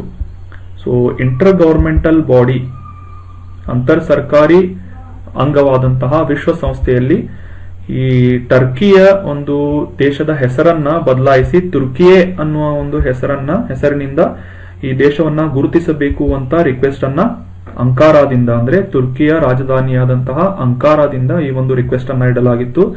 ಅದಕ್ಕೆ ಔಪಚಾರಿಕವಾಗಿ ಈ ಒಂದು ವಿಶ್ವಸಂಸ್ಥೆಯಿಂದ ಅನುಮೋದನೆಯನ್ನ ನೀಡಲಾಗಿದೆ, ಅಪ್ರೂವಲ್ ಅನ್ನ ನೀಡಲಾಗಿದ್ದು, ಇನ್ನು ಟರ್ಕಿ ದೇಶವನ್ನ ಇನ್ನು ಮುಂದೆ ತುರ್ಕಿಯೇ ಅನ್ನುವ ಒಂದು ಹೆಸರಿನಿಂದ ಕರೆಯಲಾಗುತ್ತೆ ಮತ್ತೆ ಗುರುತಿಸಲಾಗುತ್ತೆ ಅಂತ ವಿಶ್ವಸಂಸ್ಥೆಯಲ್ಲಿ ಹೇಳಲಾಗಿದೆ. ಇದೇ ರೀತಿ ಈ ಒಂದು ತುರ್ಕಿಯೇ ಅನ್ನುವ ಒಂದು ಹೆಸರನ್ನ ಟರ್ಕಿ ದೇಶದಿಂದ ಬದಲಾಯಿಸಿ ಇಡಲಾಗಿದೆ. ಇದಕ್ಕೆ ಮುಖ್ಯ ಕಾರಣ ಏನು ಅಂತಂದ್ರೆ, ಬ್ರಿಟಿಷರ ಆಡಳಿತಕ್ಕೆ ಒಳಪಟ್ಟಿದ್ದಂತಹ ಟರ್ಕಿ ದೇಶ ಈ ಒಂದು ವಸಾಹತು ಪರಂಪರೆಯನ್ನ ಒಂದು ಹಿಂದಿಕ್ಕಲು ಅಥವಾ ಪರಂಪರೆಯನ್ನ ಬಿಡುವ ಉದ್ದೇಶದಿಂದ ಆ ದೇಶವನ್ನ ಮರು ಬ್ರ್ಯಾಂಡ್ ಆಗಿ ಹೆಸರಿಸುವ ಉದ್ದೇಶದಿಂದ ಈ ಒಂದು ರಿಕ್ವೆಸ್ಟ್ ಅನ್ನ ವಿಶ್ವಸಂಸ್ಥೆಯಲ್ಲಿ ಇಡಲಾಗಿತ್ತು. ಇನ್ನು ಮುಂದೆ ಟರ್ಕಿಯನ್ನ ತುರ್ಕಿಯೇ ಅನ್ನುವ ಒಂದು ಹೆಸರಿನಿಂದ ಕರೆಯಲಾಗುತ್ತೆ. ಈ ಒಂದು ಹೆಸರನ್ನ ಬದಲಾವಣೆ ಮಾಡುವ ಒಂದು ಕೆಲಸ ಏನಿದೆ, ಸಾಕಷ್ಟು ದೇಶಗಳು ಈ ರೀತಿಯ ಒಂದು ದೇಶದ ಹೆಸರನ್ನ ಬದಲಾವಣೆ ಮಾಡಿಕೊಂಡಿವೆ. ಅವುಗಳಲ್ಲಿ ಮುಖ್ಯವಾಗಿ ಈ ಬ್ರಿಟಿಷರ ವಸಾಹತುಶಾಹಿ ಪರಂಪರೆಯನ್ನ ಬಿಡುವ ಒಂದು ಉದ್ದೇಶದಿಂದ ಈ ಹೆಸರುಗಳನ್ನ ದೇಶಗಳು ಬದಲಾಯಿಸಿಕೊಳ್ಳುತ್ತವೆ. ಈ ತುರ್ಕಿಯಂತೆ ತನ್ನ ದೇಶದ ಹೆಸರುಗಳನ್ನ ಬದಲಾಯಿಸಿಕೊಂಡ ಸಾಕಷ್ಟು ದೇಶಗಳ ಒಂದು ಉದಾಹರಣೆಗಳನ್ನ ನೋಡೋದಾದ್ರೆ, ಈಗಿನ ಸದ್ಯದ ನೆದರ್ಲ್ಯಾಂಡ್ಸ್ ದೇಶ ಏನಿದೆ, ಇದಕ್ಕೆ ಮುಂಚೆ ಹಾಲೆಂಡ್ ಅಂತ ಕರಿತಾ ಇದ್ರು ಬ್ರಿಟಿಷರ ಆಡಳಿತಕ್ಕೆ ಒಳಪಟ್ಟಾಗ. ಅದೇ ರೀತಿ ಮೆಸಿಡೋನಿಯಾ ಮತ್ತೆ ಗ್ರೀಸ್ನೊಂದಿಗಿನ ರಾಜಕೀಯ ವಿವಾದಗಳಿಂದಾಗಿ ಉತ್ತರ ಮೆಸಿಡೋನಿಯಾ ದೇಶ ತನ್ನ ಹೆಸರನ್ನ ಬದಲಾಯಿಸಿಕೊಂಡಿತು. ನಾರ್ತ್ ಮೆಸಿಡೋನಿಯಾ ಅಂತ ಈಗ ಸದ್ಯಕ್ಕೆ ಅದನ್ನ ಗುರುತಿಸಲಾಗುತ್ತೆ. ಇದಾದ ನಂತರ ಪುರಾತನ ಕಾಲದಲ್ಲಿ ಪರ್ಷಿಯಾ ದೇಶ ನಮಗೆಲ್ಲ ಪರಿಚಿತವಾದಂತಹ ಒಂದು ದೇಶದ ಹೆಸರು. 1935ರಲ್ಲಿ ಈ ಪರ್ಷಿಯಾ ಕೂಡ ತನ್ನ ದೇಶದ ಹೆಸರನ್ನ ಇರಾನ್ ಆಗಿ ಪರಿವರ್ತನೆ ಮಾಡಿಕೊಳ್ಳುತ್ತೆ. ಇನ್ನು ಥೈಲ್ಯಾಂಡ್ ಅಂತ ಹೆಸರನ್ನ ಬದಲಾಯಿಸಿಕೊಂಡ ಸಿಯಾಮ್ ಆಗಿರ್ಬೋದು, ಅದೇ ರೀತಿ ತನ್ನ ವಸಾಹತುಶಾಹಿ ಪರಂಪರೆಯನ್ನ ಬಿಡಲು ಈಗಿನ ಜಿಂಬಾಬ್ವೆ ದೇಶ ಏನಿದೆ, ಮುಂಚೆ ರೊಡೇಶಿಯಾ ಅಂತ ಕರೆಸಿಕೊಳ್ಳಲಾಗ್ತಾ ಇತ್ತು. ಅದೇ ರೀತಿ ನಮ್ಮ ಭಾರತವನ್ನ ಕೂಡ ಇಂಡಿಯಾ ಅನ್ನುವ ಹೆಸರನ್ನ ತೆಗೆದು ಭಾರತ ಅಂತ ಇಡಬೇಕು ಅಂತ ಸಾಕಷ್ಟು ಬೇಡಿಕೆಗಳು ಬರ್ತಾ ಇವೆ. ಇನ್ನು ಮುಂದೆ ಫ್ಯೂಚರ್ ನಲ್ಲಿ ನಾವು ನೋಡಬೇಕು ಇದು ಇಂಡಿಯಾದಿಂದ ಬದಲಾಗಿ ಭಾರತ ಅಂತ ಕರೆಸಿಕೊಳ್ಳುತ್ತೋ ಏನು ಅಂತ. So let's wait and watch. ಈಗ ಟರ್ಕಿ ದೇಶ ನ್ಯೂಸ್ ನಲ್ಲಿ ಇದ್ದದ್ದರಿಂದ ತುರ್ಕಿ ಅಂತ ಕರಿಬೇಕು ಇದನ್ನ. ಟರ್ಕಿ ದೇಶದ ಒಂದು ಮ್ಯಾಪ್ ಅನ್ನ ನೋಡ್ಕೊಳ್ಳೋಣ. ಈ ತುರ್ಕಿ ದೇಶ ಒಂದು ವಿಶೇಷತೆ ಏನು ಅಂತಂದ್ರೆ, ಇದು ತನ್ನ ಗಡಿ ಭಾಗವನ್ನ ಏಷ್ಯಾ ಮತ್ತೆ ಯುರೋಪ್ ಎರಡೂ ಖಂಡಗಳ ಒಂದು ಗಡಿಗಳನ್ನ ಹಂಚಿಕೊಳ್ಳುತ್ತೆ. ಈ ಒಂದು ಚಾರ್ಟ್ ನಲ್ಲಿ ಅಥವಾ ಮ್ಯಾಪ್ ನಲ್ಲಿ ನೋಡಬಹುದು ನೀವು. ಈ ಈಸ್ಟರ್ನ್ ಪಾರ್ಟ್ ನಲ್ಲಿ ಅಥವಾ ಪೂರ್ವ ಭಾಗದಲ್ಲಿ ತನ್ನ ದೇಶದ ಗಡಿಯನ್ನ ಏಷ್ಯಾ ಖಂಡದೊಂದಿಗೆ ಹಂಚಿಕೊಳ್ಳುತ್ತೆ. ಅದೇ ರೀತಿ ಪಶ್ಚಿಮದಲ್ಲಿ ಐರೋಪ್ಯ ದೇಶಗಳೊಂದಿಗೆ ತನ್ನ ಗಡಿಯನ್ನ ಹಂಚಿಕೊಳ್ಳುತ್ತೆ. ಇನ್ನು ಇದರ ಟರ್ಕಿಯ ನೆರೆಹೊರೆಯ ರಾಷ್ಟ್ರಗಳ ಬಗ್ಗೆ ನೋಡೋದಾದ್ರೆ, ಈ ಒಂದು ಮ್ಯಾಪ್ ನಲ್ಲಿ ನೋಡಬಹುದು ನೀವು. Georgia, Armenia, Azerbaijan, Iran, Iraq, Syria ಈ ಒಂದು ದೇಶಗಳೊಂದಿಗೆ ತನ್ನ ಗಡಿಯನ್ನ ಏಷ್ಯಾದಲ್ಲೇ ಹಂಚಿಕೊಂಡರೆ, ಐರೋಪ್ಯ ದೇಶಗಳಲ್ಲಿ ಬಲ್ಗೇರಿಯಾ ಮತ್ತು ಗ್ರೀಸ್ನೊಂದಿಗೆ ತನ್ನ ಗಡಿಯನ್ನ ತುರ್ಕಿ ದೇಶ ಹಂಚಿಕೊಳ್ಳುತ್ತೆ. ಇನ್ನು ಇದರ ರಾಜಧಾನಿ ಆಗಲೇ ಡಿಸ್ಕಸ್ ಮಾಡಿದ ಹಾಗೆ ಅಂಕಾರ ಅಂತ. ನಮ್ಮ ನೆಕ್ಸ್ಟ್ ಆರ್ಟಿಕಲ್, ಹೊಸದಾಗಿ ಆಹಾರ ಪರೀಕ್ಷಾ ಪ್ರಯೋಗಾಲಯವನ್ನ ಬಿಹಾರದ ರಕ್ಸೌಲ್ ಅನ್ನುವ ಒಂದು ಊರಿನಲ್ಲಿ ಸ್ಥಾಪನೆ ಮಾಡಲಾಗ್ತಾ ಇದೆ. ನ್ಯೂಸ್ ಏನು ಅಂತಂದ್ರೆ, ಕೇಂದ್ರ ಆರೋಗ್ಯ ಮತ್ತು ಕುಟುಂಬ ಕಲ್ಯಾಣ ಮತ್ತು ರಾಸಾಯನಿಕಗಳು ಮತ್ತು ರಸಗೊಬ್ಬರ ಸಚಿವ ಮನ್ಸೂರ್ ಮಾಂಡವಿಯಾ ಅವರು ಬಿಹಾರ್ ರಾಜ್ಯದ ರಕ್ಸೌಲ್ನಲ್ಲಿ ಆಹಾರ ಪರೀಕ್ಷಾ ಪ್ರಯೋಗಾಲಯವನ್ನ ಉದ್ಘಾಟಿಸಲಿದ್ದಾರೆ ಅಂತ ನ್ಯೂಸ್ ನಲ್ಲಿದೆ.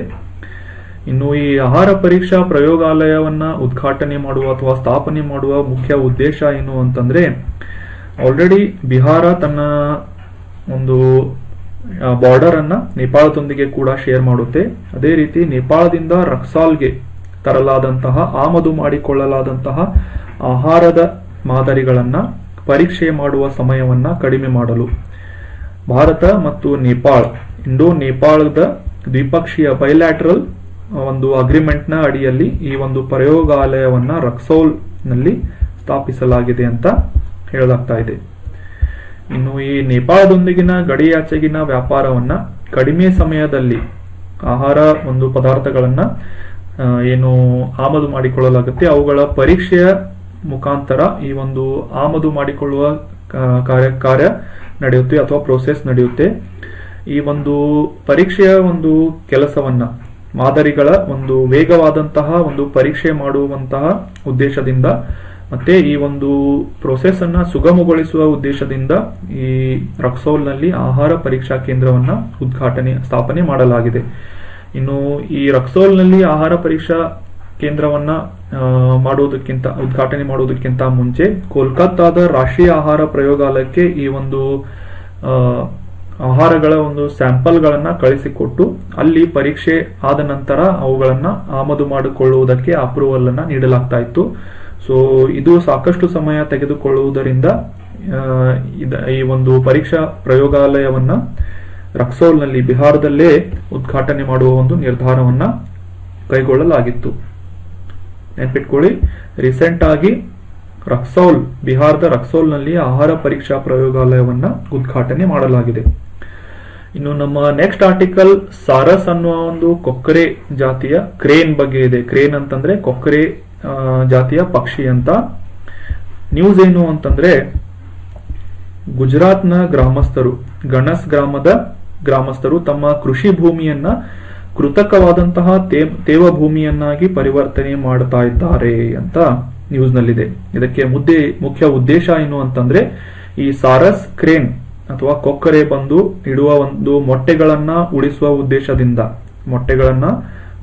ಉದ್ದೇಶದಿಂದ ಈ ಒಂದು ಸಾರಸ್ ಕ್ರೇನ್ ನ ಜಾತಿಯ ಪಕ್ಷಿಗಳನ್ನ ಉಳಿಸುವ ಪೀಳಿಗೆಯನ್ನ ಉಳಿಸುವ ಉದ್ದೇಶದಿಂದ ಈ ಗುಜರಾತ್ ಗ್ರಾಮಸ್ಥರು ತಮ್ಮ ಕೃಷಿ ಭೂಮಿಯನ್ನ ಕೃತಕವಾದಂತಹ ತೇವ ಭೂಮಿ ಅಥವಾ ವೆಟ್ಲ್ಯಾಂಡ್ ಗಳನ್ನಾಗಿ ಪರಿವರ್ತಿಸ್ತಾ ಇದ್ದಾರೆ. ಅದರಲ್ಲಿ ಸಾಕಷ್ಟು ನೀರು ನಿಲ್ಲುವಂತೆ ಮಾಡಿ ಈ ಒಂದು ಕೊಕ್ಕರೆ ಜಾತಿಯ ಪಕ್ಷಿಗಳ ಒಂದು ಮೊಟ್ಟೆಗಳನ್ನ ಸಂಸ್ಕರಣೆ ಅಥವಾ ಸಂರಕ್ಷಣೆ ಮಾಡುವ ಒಂದು ಕೆಲಸವನ್ನ ಮಾಡ್ತಾ ಇದ್ದಾರೆ ಅಂತ ನ್ಯೂಸ್ ನಲ್ಲಿದೆ. ಇನ್ನು ಸಾರಸ್ ಕ್ರೇನ್ ಬಗ್ಗೆ ತಿಳ್ಕೊಳ್ಳೋದಾದ್ರೆ, ಇದು ವಿಶ್ವದಲ್ಲಿ ಅತ್ಯಂತ ಎತ್ತರವಾದಂತಹ ಹಾರುವ ಪಕ್ಷಿಯಾಗಿದೆ ಅಂತ ಹೇಳ್ತಾ ಇದ್ದಾರೆ. ಇದು ಸುಮಾರು 152ರಿಂದ 56 ಸೆಂಟಿಮೀಟರ್ ಎತ್ತರವನ್ನ ಹೊಂದಿದ್ದು 240 ಸೆಂಟಿಮೀಟರ್ ನಷ್ಟು ರೆಕ್ಕೆಗಳನ್ನ ಉದ್ದವನ್ನ ಹೊಂದಿದೆ. ಅದೇ ರೀತಿ ವಿಶ್ವದ ಅತ್ಯಂತ ದೊಡ್ಡದಾದಂತಹ ಹಾರಲು ಆಗದೇ ಇರುವಂತಹ ಪಕ್ಷಿಯ ಒಂದು ಹೆಸರನ್ನ ನೀವು ಕಮೆಂಟ್ ಬಾಕ್ಸ್ ನಲ್ಲಿ ಕಮೆಂಟ್ ಮಾಡಬೇಕು, ಯಾವುದು ಅಂತ. ಸಾರಸ್ ಕ್ರೇನ್ ಅನ್ನ ಅದರ ಒಟ್ಟಾರೆ ಬೂದು ಬಣ್ಣ ಈ ಒಂದು ಚಿತ್ರದಲ್ಲಿ ನೋಡಬಹುದು ನೀವು. ಇವು ಗ್ರೇ ಕಲರ್ ಅಥವಾ ಬೂದು ಬಣ್ಣದ ಒಂದು ಪಕ್ಷಿಯಾಗಿದ್ದು, ಇದರ ಕತ್ತಿನಿಂದ ಹಿಡಿದು ತಲೆಯವರೆಗೆ ಇದು ಕೆಂಪು ತಲೆಯನ್ನ ಹೊಂದಿರುತ್ತೆ ಅಂತ ಈ ಒಂದು ಸಾರಸ್ ಕ್ರೇನ್ ಅನ್ನ ಗುರುತಿಸಬಹುದಾಗಿದೆ. ಭಾರತದ ಸಾರಸ್ ಕ್ರೇನ್ಗೆ ಮುಖ್ಯವಾಗಿ ಥ್ರೆಟ್ಗಳು ಏನು ಅಂತಂದ್ರೆ, ಬೆದರಿಕೆಗಳು ಏನು ಅಂತಂದ್ರೆ, ಆಗಲೇ ತಿಳಿಸಿದ ಹಾಗೆ ಜೌಗು ಪ್ರದೇಶ ಅಥವಾ ವೆಟ್ಲ್ಯಾಂಡ್ಗಳು ಕಡಿಮೆಯಾಗುವ ಒಂದು ನಿಟ್ಟಿನಲ್ಲಿ ಸಾಗ್ತಾ ಇರುವುದರಿಂದ ಈ ಒಂದು ಪ್ರದೇಶದಲ್ಲಿ ವಾಸಿಸುವಂತಹ ಸಾರಸ್ ಕೊಕ್ಕರೆಗಳಿಗೆ ಸಾಕಷ್ಟು ಅನಾನುಕೂಲ ಉಂಟಾಗ್ತಾ ಇದೆ. ಅದೇ ರೀತಿ ಕೃಷಿ ಭೂಮಿಯನ್ನ ಪರಿವರ್ತನೆ ಮಾಡುವುದರಿಂದ ಇವುಗಳ ಆವಾಸ ಸ್ಥಾನದ ನಷ್ಟ ಮತ್ತು ಅವನತಿ ಉಂಟಾಗ್ತಾ ಇದೆ ಅಂತ ಒಂದು ರಿಪೋರ್ಟ್ ಅಥವಾ ಸ್ಟಡಿ ಹೇಳ್ತಾ ಇದೆ. ಇನ್ನು ಸಾರಸ್ ಕ್ರೇನ್ ಅಥವಾ ಕೊಕ್ಕರೆಯ ಜಾತಿಯ ಒಂದು IUCN ಮತ್ತೆ ಸ್ಟೇಟಸ್ ನೋಡುವುದಾದ್ರೆ, ಇವುಗಳ ಸಂರಕ್ಷಣೆಯ ಸ್ಟೇಟಸ್ ನೋಡುವುದಾದ್ರೆ, ಭಾರತ ವನ್ಯಜೀವಿ ರಕ್ಷಣಾ ಕಾಯ್ದೆ ಅಥವಾ ವೈಲ್ಡ್ ಲೈಫ್ ಪ್ರೊಟೆಕ್ಷನ್ ಆಕ್ಟ್ 1972 ಈ ಒಂದು ಕಾಯ್ದೆ ಅಡಿಯಲ್ಲಿ ಈ ಸಾರಸ್ ಕ್ರೇನ್ ಅನ್ನ ಶೆಡ್ಯೂಲ್ 4 ಪಟ್ಟಿಯಲ್ಲಿ ಹಾಕಲಾಗಿದ್ದು, IUCN ನ ಕೆಂಪು ಪಟ್ಟಿಯಲ್ಲಿ ರೆಡ್ ಲಿಸ್ಟ್ ನಲ್ಲಿ ವಲ್ನರೇಬಲ್ ಅಥವಾ ದುರ್ಬಲವಾದಂತಹ ಒಂದು ಸಂತತಿ ಅಥವಾ ಕೊಕ್ಕರೆ ಜಾತಿಯ ಪಕ್ಷಿ ಅಂತ ಗುರುತಿಸಲಾಗಿದೆ. ಸೊ ನೆನ್ಪಿಟ್ಕೊಳ್ಳಿ, ಸಾರಸ್ ಅನ್ನುವ ಒಂದು ಕೊಕ್ಕರೆ ಜಾತಿಯ ಪಕ್ಷಿ ಇದು. ಇದರ IUCN ಮತ್ತೆ ವನ್ಯಜೀವಿ ರಕ್ಷಣೆ ಕಾಯ್ದೆಯ ಒಂದು ಶೆಡ್ಯೂಲ್ ಅನ್ನ ಎಕ್ಸಾಮ್ ನಲ್ಲಿ ಕೇಳಬಹುದು. ಆರ್ಟಿಕಲ್ ಮೀನುಗಾರ ಬೆಕ್ಕು ಮತ್ತು ಚಿಲ್ಕಾ ಸರೋವರ ಫಿಶಿಂಗ್ ಕ್ಯಾಟ್ ಬಗ್ಗೆ ತಿಳ್ಕೊಳ್ಳೋಣ. ನ್ಯೂಸ್ ಏನು ಅಂತಂದ್ರೆ, ರೀಸೆಂಟ್ ಆಗಿ the fishing cat project TFCP ಇದರ ಒಂದು ಈ ಸಂಸ್ಥೆಯ ಸಹಯೋಗದೊಂದಿಗೆ ಚಿಲ್ಕಾ ಡೆವಲಪ್ಮೆಂಟ್ ಅಥಾರಿಟಿ, ಚಿಲ್ಕಾ ಸರೋವರದ ಡೆವಲಪ್ಮೆಂಟ್ ಅಥಾರಿಟಿ ವಿಶ್ವದ ಮೊದಲ ಮೀನುಗಾರಿಕೆ ಬೆಕ್ಕು ಅಥವಾ ಫಿಶಿಂಗ್ ಕ್ಯಾಟ್ ಅನ್ನುವ ಒಂದು ಸಂತತಿ ಅಥವಾ ಜಾತಿಯ ಪ್ರಾಣಿಯ ಗಣತಿಯನ್ನ ಮಾಡಿ ಕಂಪ್ಲೀಟ್ ಮಾಡಿದೆ ಅಂತ ನ್ಯೂಸ್ ಇದೆ. ಇನ್ನು ಈ ಫಿಶಿಂಗ್ ಕ್ಯಾಟ್ ಕುರಿತಾಗಿ ತಿಳ್ಕೊಳ್ಳೋದಕ್ಕಿಂತ ಮುಂಚೆ ಈ ಗಣತಿಯ ಬಗ್ಗೆ ಅಥವಾ ಈ ಸೆನ್ಸಸ್ ಬಗ್ಗೆ ತಿಳ್ಕೊಳ್ಳೋದಾದ್ರೆ, ಈ ಒಂದು ಸೆನ್ಸಸ್ ಏನಿದೆ ಸಂರಕ್ಷಿತ ಪ್ರದೇಶದ ನೆಟ್ವರ್ಕ್ನ ಹೊರಗಡೆ ನಡೆಸಲಾದಂತಹ ಈ ಫಿಶಿಂಗ್ ಕ್ಯಾಟ್ ಬೆಕ್ಕಿನ ಅಥವಾ ಮೀನುಗಾರ ಬೆಕ್ಕಿನ ವಿಶ್ವದ ಮೊದಲ ಜನಸಂಖ್ಯೆಯ ಅಂದಾಜಾಗಿದೆ ಅಂತ ಹೇಳ್ತಾ ಇದ್ದಾರೆ. ಇನ್ನು ಚಿಲ್ಕಾ ಸರೋವರದಲ್ಲಿ ಸ್ಪೆಸಿಫಿಕ್ ಆಗಿ ನೋಡೋದಾದ್ರೆ, ಏಷ್ಯಾದ ಅತಿ ದೊಡ್ಡ ಉಪ್ಪು ನೀರಿನಿಂದ ಆವೃತವಾದಂತಹ ಈ ಚಿಲ್ಕಾ ಸರೋವರದಲ್ಲಿ ಫಿಶಿಂಗ್ ಕ್ಯಾಟ್ನ ಒಂದು ಸೆನ್ಸಸ್ ಅನ್ನ ನಡೆಸಿದಾಗ 176 ಮೀನುಗಾರ ಬೆಕ್ಕುಗಳನ್ನ ಹೊಂದಿದೆ ಅಂತ ತಿಳಿದು ಬಂತು. ಇನ್ನು ಈ ಮೀನುಗಾರ ಬೆಕ್ಕು ಅಥವಾ ಫಿಶಿಂಗ್ ಕ್ಯಾಟ್ ನ್ಯೂಸ್ ನಲ್ಲಿ ಇದ್ದದ್ದರಿಂದ ಈ ಫಿಶಿಂಗ್ ಕ್ಯಾಟ್ ಬಗ್ಗೆ ತಿಳ್ಕೊಳ್ಳೋಣ. ಇದು ಸಾಮಾನ್ಯ ಬೆಕ್ಕಿನ ಸುಮಾರು 2 ಪಟ್ಟು ಹೆಚ್ಚು ದೊಡ್ಡದಾಗಿರುತ್ತೆ ಸೈಜ್ ನಲ್ಲಿ. ಇದು ನಮ್ಮ ಸಾಕು ಬೆಕ್ಕು, ಮನೆಯಲ್ಲಿರುವಂತಹ ಬೆಕ್ಕಿನ 2 ಪಟ್ಟು ಹೆಚ್ಚಿನ ಒಂದು ಗಾತ್ರವನ್ನ ಹೊಂದಿದ್ದು, ಇದರ ವೈಜ್ಞಾನಿಕ ಹೆಸರು ಪ್ರೈನೈಲರಸ್ ವಿವಿರನಿಸ್ ಅಂತ. ಇನ್ನು ಮೀನು ಹಿಡಿಯುವ ಬೆಕ್ಕು ಪ್ರವೀಣವಾದಂತಹ ಈಜುಗಾರ, ಎಕ್ಸ್ಪರ್ಟ್ ಸ್ವಿಮ್ಮರ್ ಆಗಿದ್ದು ಬೇಟೆಯಾಡಲು ಆಗಾಗ ನೀರನ್ನು ಪ್ರವೇಶಿಸ್ತಾ ಇರುತ್ತೆ. ಇದು ಮುಖ್ಯವಾಗಿ ಮೀನುಗಳನ್ನ ಹಿಡಿದು ತನ್ನ ಹೊಟ್ಟೆಯನ್ನು ತುಂಬಿಕೊಳ್ಳುತ್ತೆ. ಇದು ಕಂಡು ಬರುವಂತಹ ಭಾರತದಲ್ಲಿನ ಪ್ರದೇಶಗಳು ಯಾವುವು ಅಂತಂದ್ರೆ ಸುಂದರ್ಬನ್ಸ್, ಪಶ್ಚಿಮ ಬಂಗಾಳದಲ್ಲಿರುವಂತಹ ಸುಂದರ್ಬನ್ಸ್ನ ಮ್ಯಾಂಗ್ರೋವ್ ಕಾಡುಗಳಲ್ಲಿ, ಗಂಗಾ ಮತ್ತು ಬ್ರಹ್ಮಪುತ್ರ ನದಿ ಕಣಿವೆಗಳಲ್ಲಿ, ಹಿಮಾಲಯದ ತಪ್ಪಲಿನ ಪ್ರದೇಶದಲ್ಲಿ, ಅದರ ಜೊತೆಗೆ ನಮ್ಮ ಪಶ್ಚಿಮ ಘಟ್ಟಗಳಲ್ಲೂ ಕೂಡ ಈ ಮೀನುಗಾರ ಬೆಕ್ಕು ಅಥವಾ ಫಿಶಿಂಗ್ ಕ್ಯಾಟ್ ಕಂಡು ಬರುತ್ತೆ. ಇದು ಒಂದು ನಿಶಾಚರವಾದಂತಹ ರಾತ್ರಿ ಬೇಟೆಯಾಡುವಂತಹ ಪ್ರಾಣಿಯಾಗಿದ್ದು, ಮುಖ್ಯವಾಗಿ ಮೀನುಗಳು, ಅದಲ್ಲದೆ ಕಪ್ಪೆಗಳು ಮತ್ತೆ ಕಠಿಣ ಚರ್ಮಿ ಪ್ರಾಣಿಗಳು, ಹಾವುಗಳು, ಪಕ್ಷಿಗಳು ಮುಂತಾದ ದೊಡ್ಡ ಪ್ರಾಣಿಗಳ ಶವಗಳ ಮೇಲೆ ಬೇಟೆಯಾಡುತ್ತೆ, ತನ್ನ ಹೊಟ್ಟೆಯನ್ನು ತುಂಬಿಕೊಳ್ಳುತ್ತೆ.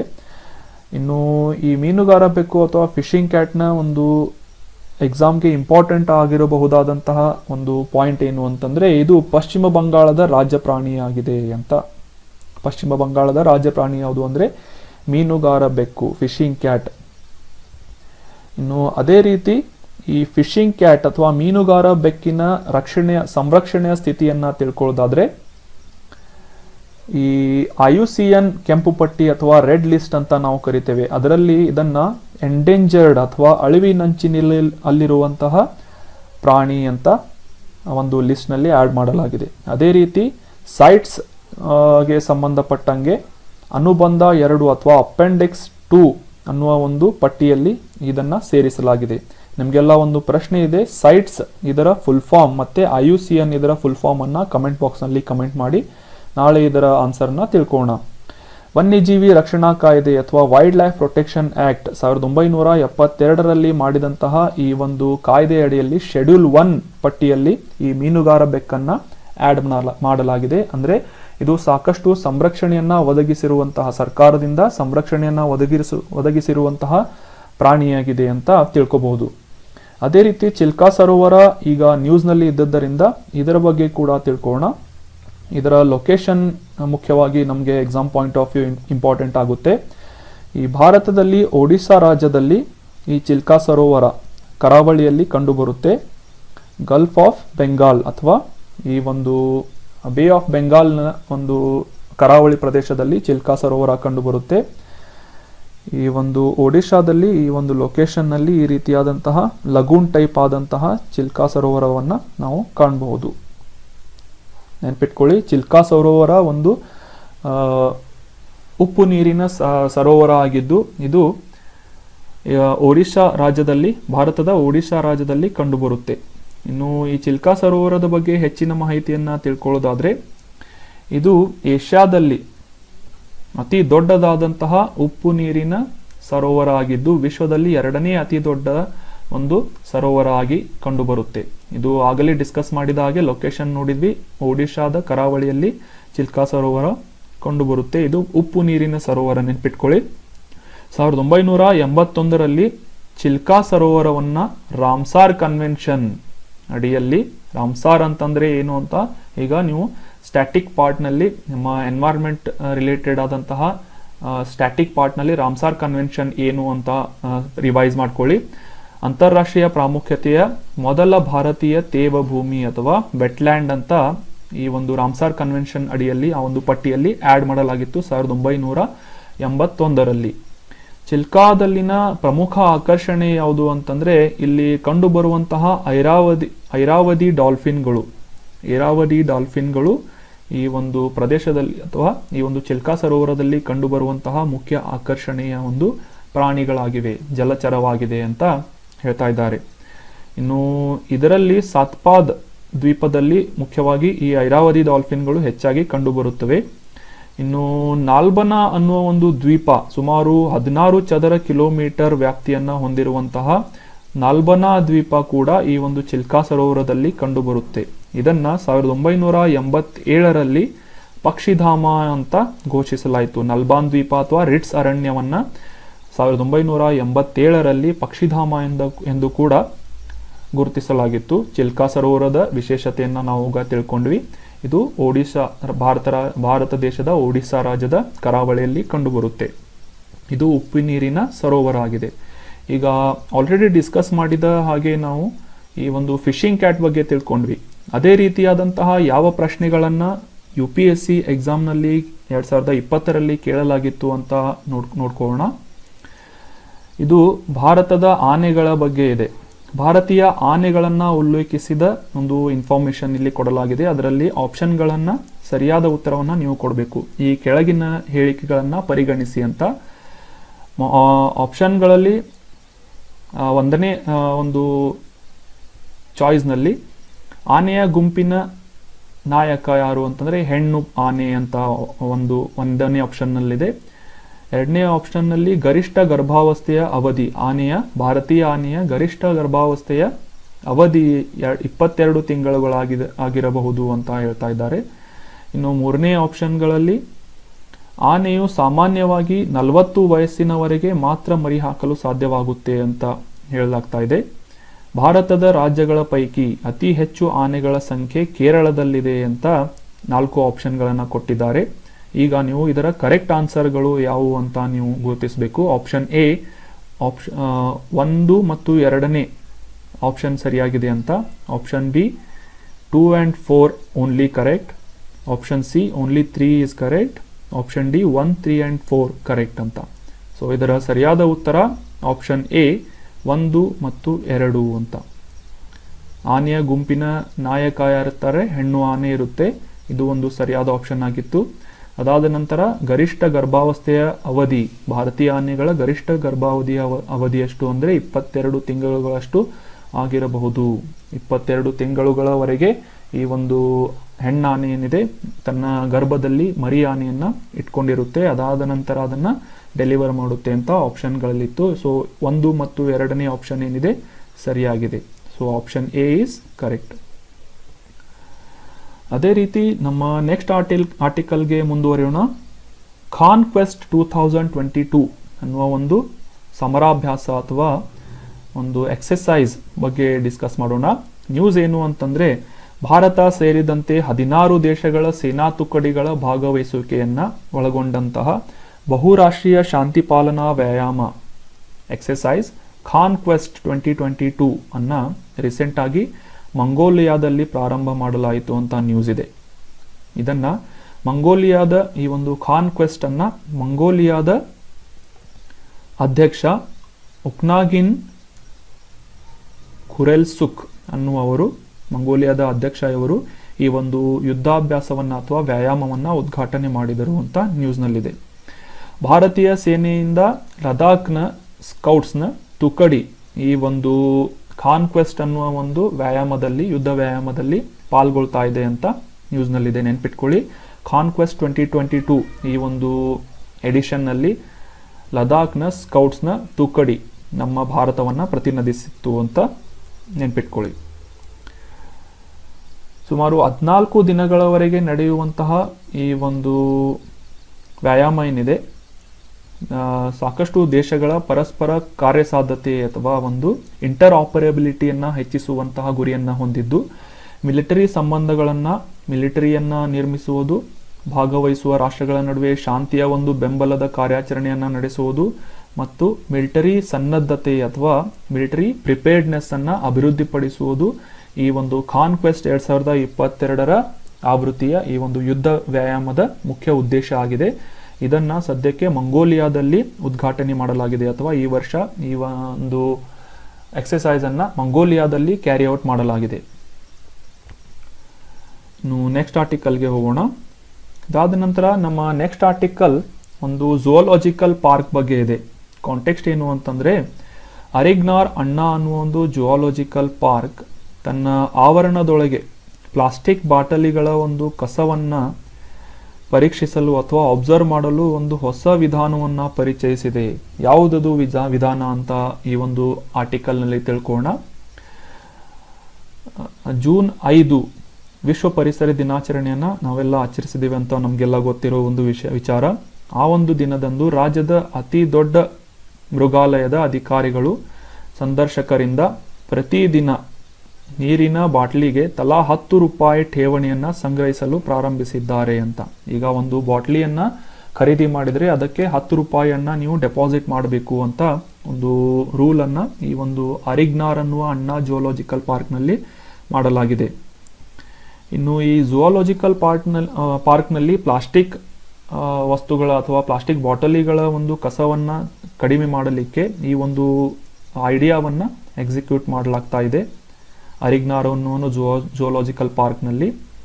ಈ ಖಾಲಿ ಬಾಟಲಿಗಳನ್ನ ಒಂದು ವೇಳೆ 10 ರೂಪಾಯಿ ಡೆಪಾಸಿಟ್ ಆದ್ಮೇಲೆ ಅದನ್ನ ಖಾಲಿ ಬಾಟಲ್ ಅನ್ನ ಹಿಂದಿರುಗಿಸಿದಾಗ ಆ ಡೆಪಾಸಿಟ್ ಮಾಡಿದಂತಹ 10 ರೂಪಾಯಿ ಹಣವನ್ನ ಹಿಂದಿರುಗಿಸಲಾಗುವುದು ಅಂತ ರೂಲ್ಸ್ ಮಾಡಲಾಗಿದೆ. ಈ ಒಂದು ಇನಿಷಿಯೇಟಿವ್ ಏನಿದೆ ಅಥವಾ ಉಪಕ್ರಮ ಏನಿದೆ ಉತ್ತಮ ಫಲಿತಾಂಶವನ್ನ ನೀಡಲು ಆರಂಭಿಸಿದೆ. ಯಾವುದೇ ರೀತಿಯ ಬಾಟಲಿಗಳು ಪ್ಲಾಸ್ಟಿಕ್ ಕಸ ಏನಿದೆ ಅದು ಶೇಖರಣೆ ಆಗುವುದು ಕಮ್ಮಿಯಾಗಿದೆ ಅಂತ ಅಲ್ಲಿನ ಝೂಲಾಜಿಕಲ್ ಪಾರ್ಕ್ನ ಅಧಿಕಾರಿಗಳು ಹೇಳ್ತಾ ಇದ್ದಾರೆ. ಇನ್ನು ಇದೇ ವೇಳೆ ರಾಜ್ಯದ ಪರಿಸರ ಸಚಿವರಾದಂತಹ ಶಿವಾ ವಿ ಮೇಯನಾಥನ್ ಮತ್ತೆ ಆರೋಗ್ಯ ಸಚಿವ ಚೆನ್ನೈನಲ್ಲಿ ಸುಬ್ರಹ್ಮಣ್ಯನ್ ಅವರು ಈ ಒಂದು ಹಾನಿಕರ ಪ್ಲಾಸ್ಟಿಕ್ ಚೀಲಗಳ ಬದಲಿಗೆ ಪರಿಸರ ಸ್ನೇಹಿಯಾದಂತಹ ಕ್ಯಾರಿ ಬ್ಯಾಗ್ಗಳನ್ನ ಬಳಕೆ ಮಾಡಲು ಉತ್ತೇಜಿಸಲಾಗ್ತಾ ಇದೆ. ರೀಸೆಂಟ್ ಆಗಿ ನಾವು ನಮ್ಮ ಕರೆಂಟ್ ಅಫೇರ್ಸ್ ನಲ್ಲಿ ಡಿಸ್ಕಸ್ ಮಾಡಿದ್ವಿ. ತಮಿಳುನಾಡಿನಲ್ಲಿ ಈ ಒಂದು ಮಿಂದಂ ಮಂಜಪ್ಪೈ ಅನ್ನುವ ಒಂದು ಕ್ಯಾಂಪೇನ್ ಅನ್ನ ಆರಂಭಿಸಲಾಗಿದೆ. ಇದರ ಒಂದು ಮುಖ್ಯ ಉದ್ದೇಶ ಏನು ಅಂತಂದ್ರೆ, ಪ್ಲಾಸ್ಟಿಕ್ ಕ್ಯಾರಿ ಬ್ಯಾಗ್ಗಳ ಬದಲಾಗಿ ಒಂದು ಮಂಜಪ್ಪೈ ಅನ್ನುವ ಒಂದು ಬಟ್ಟೆಯ ಚೀಲಗಳನ್ನ ಉಪಯೋಗಿಸುವ ಒಂದು ಕ್ಯಾಂಪೇನ್, ಈ ಒಂದು ಮಿಂದಂ ಮಂಜಪ್ಪೈ ಅಂತ ಉಪಕ್ರಮವನ್ನ ಸ್ಟಾರ್ಟ್ ಮಾಡಲಾಗಿತ್ತು. ಸೊ ಅದೇ ರೀತಿ ಮಂಜಪ್ಪೈ ಎಂಬುವ ಸಾಂಪ್ರದಾಯಿಕ ಬಟ್ಟೆಯ ಚೀಲವನ್ನ, ಯೆಲ್ಲೋ ಕಲರ್ ಬಟ್ಟೆ ಇರುತ್ತೆ ಇದು, ಆ ಒಂದು ಬಟ್ಟೆಯ ಚೀಲಗಳನ್ನ ಉಪಯೋಗಿಸಬೇಕು ಅಂತ, ಇದರಿಂದ ಪ್ಲಾಸ್ಟಿಕ್ನ ಬಳಕೆ ಕಡಿಮೆ ಮಾಡಿ ಕಸವನ್ನ ಕಡಿಮೆ ಮಾಡಲು ಸಾಧ್ಯವಾಗುತ್ತೆ ಅಂತ ಈ ಒಂದು ಕ್ಯಾಂಪೇನ್ ಅನ್ನ ಆರಂಭಿಸಲಾಗಿತ್ತು. ಸೊ ನೆನ್ಪಿಟ್ಕೊಳ್ಳಿ. ನಮ್ಮ ಒಂದು ಪ್ರಶ್ನೆ ಕೇಳ್ತೇನೆ ಈಗ, ಅರಿಗ್ನಾರ್ ಅಣ್ಣಾ ಝೂಲಾಜಿಕಲ್ ಪಾರ್ಕ್ ಯಾವ ಒಂದು ರಾಜ್ಯದಲ್ಲಿದೆ ಅಂತ ಕಮೆಂಟ್ ಬಾಕ್ಸ್ ನಲ್ಲಿ ಕಮೆಂಟ್ ಮಾಡಬೇಕು. ನ್ಯಾಷನಲ್ ಟ್ರೈಬಲ್ ರಿಸರ್ಚ್, ನಮ್ಮ ಮುಂದಿನ article national tribal research institute ಬಗ್ಗೆ ಇದೆ. ನ್ಯೂಸ್ ಏನು ಅಂತಂದ್ರೆ, ಗೃಹ ಸಚಿವಾಲಯಗಳ ಸಚಿವ ಅಮಿತ್ ಶಾ ಅವರು 2022 ಇವತ್ತು ಜೂನ್ 7ರಂದು ನವದೆಹಲಿಯಲ್ಲಿ ರಾಷ್ಟ್ರೀಯ ಬುಡಕಟ್ಟು ಸಂಶೋಧನಾ ಸಂಸ್ಥೆಯನ್ನ ಉದ್ಘಾಟಿಸಲಿದ್ದಾರೆ. ಇದು ಲೇಟೆಸ್ಟ್ ಆದಂತಹ ನ್ಯೂಸ್ ಆಗಿದ್ದು, ಈ ಒಂದು ನ್ಯಾಷನಲ್ ಟ್ರೈಬಲ್ ಅಥವಾ ಬುಡಕಟ್ಟು ಜನಾಂಗಕ್ಕೆ ಒಂದು ಅವರ ಮೇಲೆ ಒಂದು ರಿಸರ್ಚ್ ಮಾಡುವಂತಹ ಸಂಶೋಧನಾ ಸಂಸ್ಥೆಯನ್ನ ಉದ್ಘಾಟನೆ ಮಾಡಲಿದ್ದಾರೆ ಅಂತ ನ್ಯೂಸ್ ಇದೆ. NTRI ರಾಷ್ಟ್ರೀಯ ಮಟ್ಟದ ಪ್ರಮುಖ ಸಂಸ್ಥೆಯಾಗಲಿದೆ. ಈ ಒಂದು ನ್ಯಾಷನಲ್ ಟ್ರೈಬಲ್ ರಿಸರ್ಚ್ ಇನ್ಸ್ಟಿಟ್ಯೂಟ್ ಏನಿದೆ NTRI ಅಂತ, ಇದು ಒಂದು ದೇಶದಲ್ಲೇ ಪ್ರಮುಖವಾದಂತಹ ಸಂಸ್ಥೆಯಾಗಲಿದೆ ಮತ್ತು ಶೈಕ್ಷಣಿಕ, ಕಾರ್ಯನಿರ್ವಾಹಕ ಮತ್ತು ಶಾಸಕಾಂಗ ಕ್ಷೇತ್ರಗಳಲ್ಲಿನ ಬುಡಕಟ್ಟು ಜನಾಂಗದ ಒಂದು ಕಾಳಜಿಯನ್ನು ವಹಿಸುವಂತಹ ಮತ್ತು ಅವರ ಸಮಸ್ಯೆಗಳ ಮತ್ತು ಪ್ರಮುಖ ವಿಷಯಗಳ ಬಗ್ಗೆ ಡಿಸ್ಕಸ್ ಮಾಡುವಂತಹ ಒಂದು ಪ್ರಮುಖವಾದಂತಹ ಕೇಂದ್ರವಾಗಿ ಈ ಒಂದು ನ್ಯಾಷನಲ್ ರಿಸರ್ಚ್ ಟ್ರೈಬಲ್ ಇನ್ಸ್ಟಿಟ್ಯೂಟ್ ಏನಿದೆ, ಸಂಸ್ಥೆ ಏನಿದೆ, ಕೆಲಸ ಮಾಡಲಿದೆ ಅಂತ ನಿರೀಕ್ಷೆ ಮಾಡಲಾಗ್ತಾ ಇದೆ. ಇನ್ನು ಈ ಬುಡಕಟ್ಟು ಸಂಶೋಧನಾ ಸಂಸ್ಥೆಗಳು, ಟ್ರೈಬಲ್ ರಿಸರ್ಚ್ ಇನ್ಸ್ಟಿಟ್ಯೂಷನ್ಸ್, ಉತ್ಕೃಷ್ಟತೆಯ ಕೇಂದ್ರಗಳು ಅಥವಾ ಸೆಂಟರ್ ಆಫ್ ಎಕ್ಸಲೆನ್ಸ್ ಅಂತ ಕರಿತೇವೆ. NFSನ ಸಂಶೋಧನಾ ವಿದ್ವಾಂಸರ ಅಥವಾ ಸೈಂಟಿಸ್ಟ್ಗಳ ಒಂದು ಯೋಜನೆಯನ್ನ ಮೇಲ್ವಿಚಾರಣೆ ಮಾಡುವುದು ಮತ್ತೆ ಸಂಶೋಧನೆ ಮತ್ತು ತರಬೇತಿಯ ಗುಣಮಟ್ಟವನ್ನು ಸುಧಾರಿಸುವ ಒಂದು ಮಾನದಂಡವನ್ನು ಸ್ಥಾಪಿಸಲು ಈ ಟ್ರೈಬಲ್ ಇನ್ಸ್ಟಿಟ್ಯೂಟ್ ಏನಿದೆ, ನ್ಯಾಷನಲ್ ಟ್ರೈಬಲ್ ರಿಸರ್ಚ್ ಇನ್ಸ್ಟಿಟ್ಯೂಟ್ ಕೆಲಸ ಮಾಡಲಿದೆ ಅಂತ ಹೇಳಲಾಗ್ತಾ ಇದೆ. ನೆನ್ಪಿಟ್ಕೊಳ್ಳಿ, ನ್ಯಾಷನಲ್ ಟ್ರೈಬಲ್ ರಿಸರ್ಚ್ ಇನ್ಸ್ಟಿಟ್ಯೂಟ್ ಅನ್ನ ರೀಸೆಂಟ್ ಆಗಿ ಎಲ್ಲಿ ಸ್ಥಾಪಿಸಲಾಯಿತು ಅಂತ ಪ್ರಶ್ನೆ ಬಂದ್ರೆ ಅದಕ್ಕೆ ಸರಿಯಾದ ಉತ್ತರ ನವದೆಹಲಿಯಲ್ಲಿ ಅಮಿತ್ ಶಾ ಅವರು ಈ ಒಂದು ಇನ್ಸ್ಟಿಟ್ಯೂಟ್ ಅನ್ನ ರೀಸೆಂಟ್ ಆಗಿ ಉದ್ಘಾಟನೆ ಮಾಡಿದರು ಅಂತ. ಜೂನ್ 7ರಂದು ಇವತ್ತು ಇದನ್ನ ಉದ್ಘಾಟನೆ ಮಾಡಲಾಗ್ತಾ ಇದೆ. ಇನ್ನು ನಮ್ಮ ನೆಕ್ಸ್ಟ್ ಆರ್ಟಿಕಲ್, ವಿಶ್ವ ಆಹಾರ ಸುರಕ್ಷತಾ ದಿನ. ಜೂನ್ 7ರಂದು ಪ್ರತಿ ವರ್ಷ ವಿಶ್ವ ಆಹಾರ ಸುರಕ್ಷತಾ ದಿನವನ್ನಾಗಿ ಆಚರಿಸಲಾಗುತ್ತೆ. ಇದರ ಒಂದು ನೋಡಲ್ ಏಜೆನ್ಸಿ ಯಾವುದು ಅಂತಂದ್ರೆ ವಿಶ್ವ ಆರೋಗ್ಯ ಸಂಸ್ಥೆ, WHO ದಿಂದ, ವರ್ಲ್ಡ್ ಹೆಲ್ತ್ ಆರ್ಗನೈಸೇಷನ್ ನಿಂದ ಪ್ರತಿ ವರ್ಷ ಜೂನ್ 7ರಂದು ವಿಶ್ವ ಆಹಾರ ಸುರಕ್ಷತಾ ದಿನವನ್ನ ಜಾಗತಿಕವಾಗಿ ಆಚರಿಸಲಾಗುತ್ತೆ ಅಂತ ನ್ಯೂಸ್ ಇದೆ. ಆಹಾರ ಸರಿಯಾಗಿದ್ದರೆ ನಮ್ಮ ಆರೋಗ್ಯ ಕೂಡ ಸರಿಯಾಗಿರುತ್ತೆ. ಆದ್ದರಿಂದ ಜೂನ್ 7ರಂದು ಈ ಒಂದು ಜಾಗತಿಕವಾಗಿ ವಿಶ್ವ ಆಹಾರ ಸುರಕ್ಷತಾ ದಿನಾಚರಣೆಯನ್ನು ಆಚರಿಸಲಾಗುತ್ತೆ. ವಿಶ್ವ ಆಹಾರ ಸುರಕ್ಷತಾ ದಿನವನ್ನ ಉತ್ತಮ ಆರೋಗ್ಯವನ್ನ ಸಮರ್ಥವಾಗಿ ನೀಡಲು ಮತ್ತು ಆಹಾರದಿಂದ ಹರಡುವಂತಹ ರೋಗಗಳನ್ನು ತಡೆಗಟ್ಟುವ ಈ ಒಂದು ವ್ಯವಸ್ಥೆಯನ್ನ, ಸಿಸ್ಟಮ್ ಅನ್ನ ಸ್ಥಾಪಿಸುವುದು ಈ ಒಂದು ವಿಶ್ವ ಆಹಾರ ದಿನಾಚರಣೆಯ ಮುಖ್ಯ ಉದ್ದೇಶ ಆಗಿದೆ ಅಂತ ಹೇಳ್ತಾ ಇದ್ದಾರೆ. ಈ ದಿನ ಏನಿದೆ, ನಾವು ಸೇವಿಸುವಂತಹ ಆಹಾರ ಸುರಕ್ಷಿತವಾಗಿದೆಯೋ ಇಲ್ಲೋ ಅಂತ ಖಚಿತಪಡಿಸಿಕೊಳ್ಳುವುದು ಮತ್ತೆ ಜಾಗತಿಕವಾಗಿ ಈ ಒಂದು ಆಹಾರದಿಂದ ಹರಡುವಂತಹ ಕಾಯಿಲೆಗಳು ಇವುಗಳ ಬಗ್ಗೆ ಒಂದು ಜಾಗೃತಿಯನ್ನ ಮೂಡಿಸುವುದು ಮತ್ತೆ ಈ ಒಂದು ಕಾಯಿಲೆಗಳ ಹೊರೆಯನ್ನ ಕಡಿಮೆ ಮಾಡಲು ಪ್ರಯತ್ನ ಮಾಡುವ ಒಂದು ನಿಟ್ಟಿನಲ್ಲಿ ಆ ಒಂದು ಉದ್ದೇಶವನ್ನ ಬಲಪಡಿಸುವ ಅವಕಾಶವನ್ನ ಒದಗಿಸುವುದು WHO ದಿಂದ ಆಚರಣೆ ಮಾಡಲಾಗುವಂತಹ ಈ ಒಂದು ವಿಶ್ವ ಆರೋಗ್ಯ ದಿನಾಚರಣೆಯ ಮುಖ್ಯವಾದಂತಹ ಉದ್ದೇಶ ಆಗಿದೆ. ಇನ್ನು 2022ರ ಒಂದು ವಿಶ್ವ ಆಹಾರ ಸುರಕ್ಷತಾ ದಿನಾಚರಣೆಯ ಥೀಮ್ ಏನು ಅಂತಂದ್ರೆ ಸುರಕ್ಷಿತ ಆಹಾರ, ಉತ್ತಮ ಆರೋಗ್ಯ, ಸೇಫರ್ ಫುಡ್, ಬೆಟರ್ ಹೆಲ್ತ್ ಅಂತ ಅನ್ನುವ ಒಂದು ಥೀಮ್ ಅನ್ನ ಇಟ್ಕೊಂಡು ವಿಶ್ವಸಂಸ್ಥೆಯಿಂದ ಈ ಒಂದು ದಿನಾಚರಣೆಯನ್ನ ಆಚರಿಸಲಾಗ್ತಾ ಇದೆ.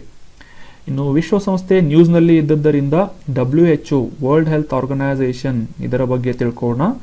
ಇದರ ಸ್ಥಾಪನೆಯಾಗಿದ್ದು ಏಪ್ರಿಲ್ 7, 1948ರಂದು ಈ ವಿಶ್ವ ಆರೋಗ್ಯ ಸಂಸ್ಥೆಯ ಸ್ಥಾಪನೆಯಾಗಿತ್ತು. ಅದಾದ ನಂತರ ಇದರ ಮುಖ್ಯ ಕಚೇರಿ ಅಥವಾ ಹೆಡ್ ಕ್ವಾರ್ಟರ್ ಏನಿದೆ ಸ್ವಿಟ್ಜರ್ಲ್ಯಾಂಡ್ನ ಜಿನಿವಾದಲ್ಲಿದೆ. ನೆನ್ಪಿಟ್ಕೊಳ್ಳಿ, WHO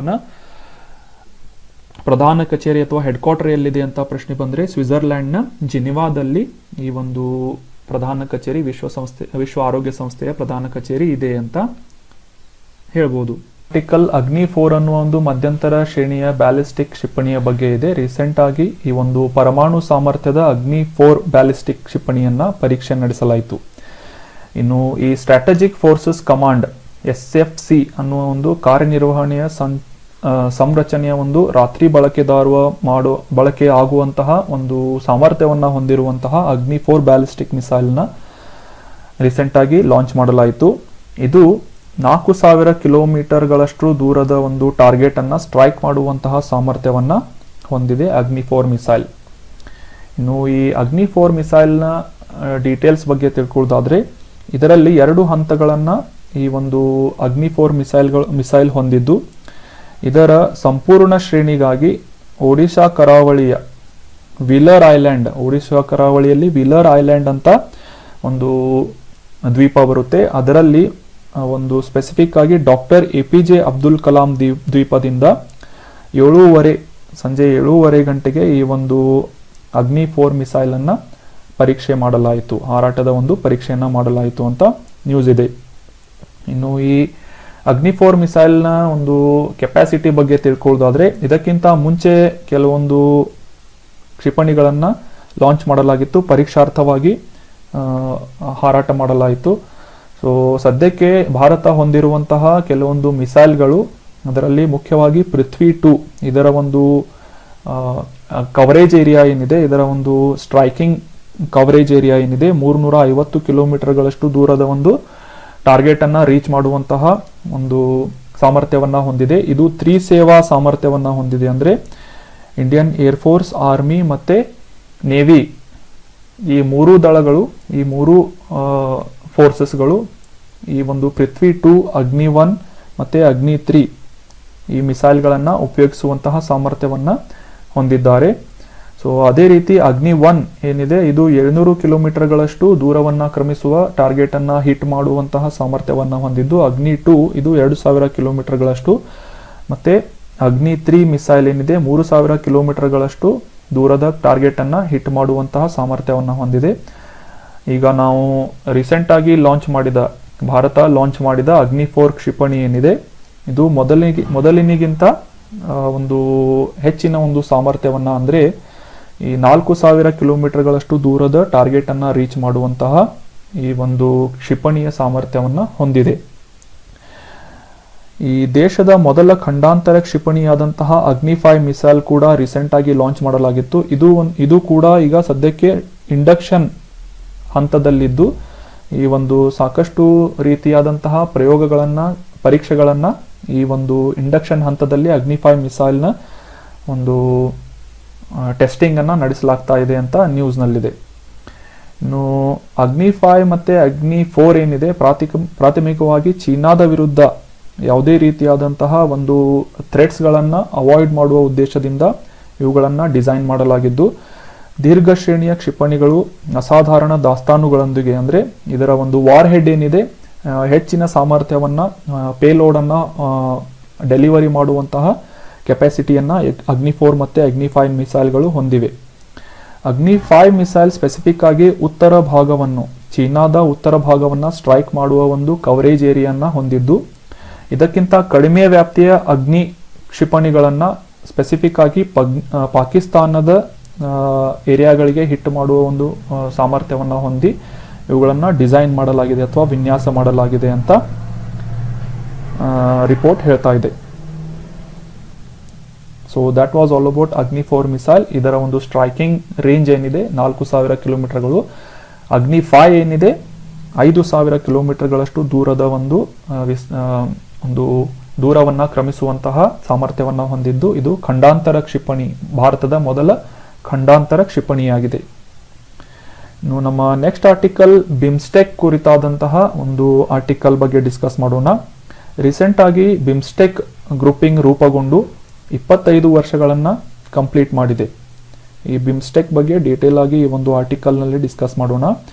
ಇದೇ ಜೂನ್ 6, 2022 ಒಂದು ದಿನದಂದು ಬಹುವಲಯ ತಾಂತ್ರಿಕ ಮತ್ತು ಆರ್ಥಿಕ ಸಹಕಾರಕ್ಕಾಗಿ ಬಿಮ್ಸ್ಟೆಕ್ ಅನ್ನ ರೂಪಿಸಲಾಗಿತ್ತು.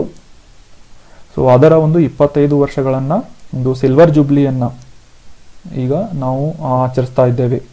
ಇನ್ನು ಈ ಬಿಮ್ಸ್ಟೆಕ್ ನ 5ನೇ ಶೃಂಗಸಭೆಯ ಬಗ್ಗೆ ನ್ಯೂಸ್ ನಲ್ಲಿ ಇದ್ದದ್ದರಿಂದ ಇದರ ಬಗ್ಗೆ ಡೀಟೇಲ್ ಆಗಿ ತಿಳ್ಕೊಳ್ಳೋಣ. ಮಾರ್ಚ್ 2022ರಲ್ಲಿ ಬಿಮ್ಸ್ಟೆಕ್ ನ 5ನೇ ಶೃಂಗಸಭೆಯನ್ನ ಹೈಬ್ರಿಡ್ ಶೈಲಿಯಲ್ಲಿ ಆಯೋಜಿಸಲಾಗಿತ್ತು. ಹೈಬ್ರಿಡ್ ಅಂತಂದ್ರೆ ಇತ್ತ ವರ್ಚುವಲ್ ಕೂಡ ಆಗಿರ್ಬೋದು ಅಥವಾ ಇಂಡಿವಿಜುವಲ್ ಆಗಿರ್ಬೋದು, ಎರಡೂ ಒಂದು ಕಂಪೋನೆಂಟ್ಗಳನ್ನ ಆಡ್ ಮಾಡಿ ಅವುಗಳ ಒಂದು ಹೈಬ್ರಿಡ್ ಶೈಲಿಯಲ್ಲಿ ಮಾರ್ಚ್ 2022ರಲ್ಲಿ ಬಿಮ್ಸ್ಟೆಕ್ ನ 5ನೇ ಶೃಂಗಸಭೆಯನ್ನ ಶ್ರೀಲಂಕಾದಲ್ಲಿ ಆಯೋಜಿಸಲಾಗಿತ್ತು. ಆಗಲೇ ಡಿಸ್ಕಸ್ ಮಾಡಿದ ಹಾಗೆ ಹೈಬ್ರಿಡ್ ಇವೆಂಟ್ ಏನು ಅಂತಂದ್ರೆ, ಈ ಟ್ರೇಡ್ ಶೋ ಆಗಿರ್ಬೋದು, ಕಾನ್ಫರೆನ್ಸ್, ಸೆಮಿನಾರ್ಗಳಾಗಿರ್ಬೋದು, ಈ ರೀತಿಯ ಸಭೆಗಳನ್ನ ಲೈವ್ ಇನ್ ಪರ್ಸನ್ ಅಂದ್ರೆ ವೈಯಕ್ತಿಕವಾಗಿ ಆ ಒಂದು ಮೀಟಿಂಗ್ ನಲ್ಲಿ ಒಬ್ಬ ವ್ಯಕ್ತಿ ಹಾಜರಾಗಿರುತ್ತಾರೆ. ಅದೇ ರೀತಿ ವರ್ಚುವಲ್ ಆಗಿ ಕೂಡ ಈ ಒಂದು ಆನ್ಲೈನ್ ಘಟಕದೊಂದಿಗೆ ಇವೆಂಟ್ ಗಳನ್ನ ಆಯೋಜಿಸಲಾಗುತ್ತದೆ. ಸೊ ಈ ರೀತಿಯ ಎರಡು ಕಂಪೋನೆಂಟ್ ಗಳನ್ನ ಹೊಂದಿದಂತಹ ಇವೆಂಟ್ ಗಳಿಗೆ ಹೈಬ್ರಿಡ್ ಇವೆಂಟ್ಗಳು ಅಂತ ಕರೀತಾರೆ. ಐ ಹೋಪ್ ಹೈಬ್ರಿಡ್ ಇವೆಂಟ್ ಅಂದ್ರೆ ಏನು ಅಂತ ನಿಮ್ಗೆ ಕಾನ್ಸೆಪ್ಟ್ ಕ್ಲಿಯರ್ ಆಗಿದೆ ಅಂತ ಅನ್ಕೋತೀನಿ. ಈ ಒಂದು ಮ್ಯಾಪ್ ನಲ್ಲಿ ನೀವು ನೋಡಬಹುದು, ಬಿಮ್ಸ್ಟೆಕ್ ನಲ್ಲಿ 7 ದೇಶಗಳು ಪಾಲ್ಗೊಳ್ಳುತ್ತವೆ. ಅದರ ಬಗ್ಗೆ ಡೀಟೇಲ್ ಆಗಿ ಡಿಸ್ಕಸ್ ಮಾಡೋಣ ಮುಂದಿನ ಸ್ಲೈಡ್ನಲ್ಲಿ. ಬಿಮ್ಸ್ಟೆಕ್ ಬಗ್ಗೆ ವಿವರವಾಗಿ ತಿಳ್ಕೊಳ್ಳೋದಾದ್ರೆ, ಇದು ಒಂದು ಬಹುಪಕ್ಷೀಯ ಪ್ರಾದೇಶಿಕ ಸಂಸ್ಥೆ ಅಥವಾ ಮಲ್ಟಿಲ್ಯಾಟ್ರಲ್ ರೀಜನಲ್ ಕಾರ್ಪೊರೇಷನ್ ಆಗಿದ್ದು, ಕೋಆಪರೇಟಿವ್ ಒಂದು ಗ್ರೂಪಿಂಗ್ಸ್ ಆಗಿದ್ದು, ಬಿಮ್ಸ್ಟೆಕ್ನ ಒಂದು ಫುಲ್ ಫಾರ್ಮ್ ಅನ್ನ ಕಮೆಂಟ್ ಬಾಕ್ಸ್ ನಲ್ಲಿ ಕಮೆಂಟ್ ಮಾಡಿ. ಬಂಗಾಳ ಕೊಲ್ಲಿಯ ಪ್ರದೇಶದಲ್ಲಿನ ಸಮುದ್ರ ಮತ್ತು ಪಕ್ಕದ ರಾಷ್ಟ್ರಗಳ ನಡುವಿನ ಹಂಚಿಕೆಯ ಬೆಳವಣಿಗೆ ಮತ್ತು ಸಹಕಾರವನ್ನ ಕೋಆಪರೇಷನ್ ಅನ್ನ ಒಂದು ಸ್ಪೀಡ್ ಅಪ್ ಮಾಡುವ ಅಥವಾ ವೇಗಗೊಳಿಸುವ ಗುರಿಯೊಂದಿಗೆ ಈ ಬಿಮ್ಸ್ಟೆಕ್ ಒಂದು ಸಂಸ್ಥೆಯನ್ನ ಗ್ರೂಪಿಂಗ್ಸ್ ಅನ್ನ ಸ್ಥಾಪನೆ ಮಾಡಲಾಗಿತ್ತು. ಈ ಒಂದು ಬಿಮ್ಸ್ಟೆಕ್ ನಲ್ಲಿ ಆಗಲೇ ತಿಳಿಸಿದ ಹಾಗೆ 7 ಸದಸ್ಯ ರಾಷ್ಟ್ರಗಳನ್ನ ಈ ಒಂದು ಗ್ರೂಪಿಂಗ್ಸ್ ಹೊಂದಿದ್ದು, ಅದರಲ್ಲಿ ಬಾಂಗ್ಲಾದೇಶ, ಭೂತಾನ್, ಭಾರತ, ನೇಪಾಳ, ಶ್ರೀಲಂಕಾ ಸೇರಿದಂತೆ ದಕ್ಷಿಣ ಏಷ್ಯಾದ 5 ಮತ್ತು ಮ್ಯಾನ್ಮಾರ್, ಥೈಲ್ಯಾಂಡ್ ಸೇರಿದಂತೆ ಆಗ್ನೇಯ ಏಷ್ಯಾದಿಂದ 2 ದೇಶಗಳು ಈ ಒಂದು ಬಿಮ್ಸ್ಟೆಕ್ ಗ್ರೂಪಿಂಗ್ಸ್ನ ಸದಸ್ಯ ರಾಷ್ಟ್ರಗಳಾಗಿವೆ. ಇನ್ನು ಮೊದಲಿಗೆ ಈ ಒಂದು 7 ದೇಶಗಳನ್ನ ಈ ಬಿಮ್ಸ್ಟೆಕ್ ಹೊಂದಿರಲಿಲ್ಲ. ಸ್ಟಾರ್ಟಿಂಗ್ ಅಂದ್ರೆ 1997 ಜೂನ್ನಲ್ಲಿ ಯಾವಾಗ ಈ ಒಂದು ಬಿಮ್ಸ್ಟೆಕ್ ಪ್ರಾರಂಭವಾಗಿತ್ತು. ಇದರ ಹಿನ್ನೆಲೆಯನ್ನ ತಿಳ್ಕೊಳ್ಳೋದಾದ್ರೆ, ಬಾಂಗ್ಲಾದೇಶ, ಭಾರತ, ಶ್ರೀಲಂಕಾ ಮತ್ತು ಥೈಲ್ಯಾಂಡ್ ದೇಶಗಳು ಸದಸ್ಯರಾಗಿ ಈ ಒಂದು ಬ್ಯಾಂಕಾಕ್ ಘೋಷಣೆಯೊಂದಿಗೆ, ಬ್ಯಾಂಕಾಕ್ ಡಿಕ್ಲರೇಷನ್ ಅಂತ ಕರೀತಾರೆ, ನೆನ್ಪಿಟ್ಕೊಳ್ಳಿ. ಬ್ಯಾಂಕಾಕ್ ಡಿಕ್ಲರೇಷನ್ ನಿಮ್ಮ ಪರೀಕ್ಷೆಯಲ್ಲಿ ಕ್ವಶನ್ ಆಗಿ ಬರಬಹುದು. ಬ್ಯಾಂಕಾಕ್ ಡಿಕ್ಲರೇಷನ್ ಯಾವ ಒಂದು ಗ್ಲೋಬಲ್ ಗ್ರೂಪಿಂಗ್ಸ್ ಅಥವಾ ಒಂದು ಅಂತಾರಾಷ್ಟ್ರೀಯ ಒಂದು ಯಾವ ಸಂಸ್ಥೆಗೆ ಸಂಬಂಧಪಟ್ಟಿದೆ ಅಂತ ಪ್ರಶ್ನೆ ಬಂದ್ರೆ, ಈ ಬ್ಯಾಂಕಾಕ್ ಡಿಕ್ಲರೇಷನ್ ಏನಿದೆ ಬಿಮ್ಸ್ಟೆಕ್ ಅನ್ನುವ ಒಂದು ಪ್ರಾದೇಶಿಕ ಸಂಸ್ಥೆಗೆ ಅಥವಾ ಬಹುಪಕ್ಷೀಯ ಪ್ರಾದೇಶಿಕ ಸಂಸ್ಥೆಗೆ ಸಂಬಂಧಪಟ್ಟಂತಹ ಒಂದು ಘೋಷಣೆಯಾಗಿದೆ ಅಂತ ಆನ್ಸರ್ನಲ್ಲಿ ಟಿಕ್ ಮಾಡಬೇಕು. 1997ರಲ್ಲಿ ಬಿಮ್ಸ್ಟೆಕ್ ಎಂದು ಇದನ್ನ ಸ್ಥಾಪಿಸಲಾಯಿತು. ಆವಾಗ ಇದರಲ್ಲಿ 2 ರಾಷ್ಟ್ರಗಳು ಇರಲಿಲ್ಲ. ಅವು ಯಾವುವು ಅಂತ ತಿಳ್ಕೋಣ. ಅದಾದ ನಂತರ 1997ರ ಕೊನೆಯ ಹಂತದಲ್ಲಿ ಮ್ಯಾನ್ಮಾರ್ ಕೂಡ ಈ ಒಂದು ಬಿಮ್ಸ್ಟೆಕ್ ಅನ್ನ ಜಾಯಿನ್ ಆಗುತ್ತೆ. ನಂತರ 2004ರಲ್ಲಿ ನೇಪಾಳ ಮತ್ತು ಭೂತಾನ್ ದೇಶಗಳು ಈ ಒಂದು ಬಿಮ್ಸ್ಟೆಕ್ ನ ಸದಸ್ಯ ರಾಷ್ಟ್ರವಾಗಿ ಆಯ್ಕೆಯಾಗುತ್ತಾರೆ. ಸೊ ಅದೇ ರೀತಿ ಈ ಒಂದು ಮೊದಲ ಬಿಮ್ಸ್ಟೆಕ್ ಶೃಂಗಸಭೆ ಏನಿದೆ ಜುಲೈ 31, 2004ರಲ್ಲಿ ನಡೆಸಲಾಗಿತ್ತು.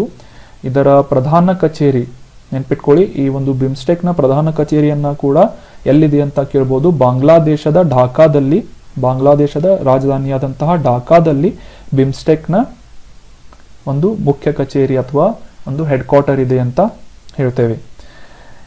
ಥೀಮ್ 2022ರ ಈ ಒಂದು ಶೃಂಗಸಭೆ ಏನಿದೆ, ಹೈಬ್ರಿಡ್ ಇವೆಂಟ್ ಅನ್ನ ಎಲ್ಲಿ ನಡೆಸಲಾಗಿತ್ತು? ಶ್ರೀಲಂಕಾದಲ್ಲಿ. 2022ರ ಶ್ರೀಲಂಕಾದ ಶೃಂಗಸಭೆಯ ಒಂದು ಥೀಮ್ ಏನು ಅಂತಂದ್ರೆ, towards a resilient region, prosperous economies and healthy people ಅನ್ನೋ ಒಂದು ಥೀಮ್ ಅನ್ನ ಇಟ್ಕೊಂಡಿತ್ತು.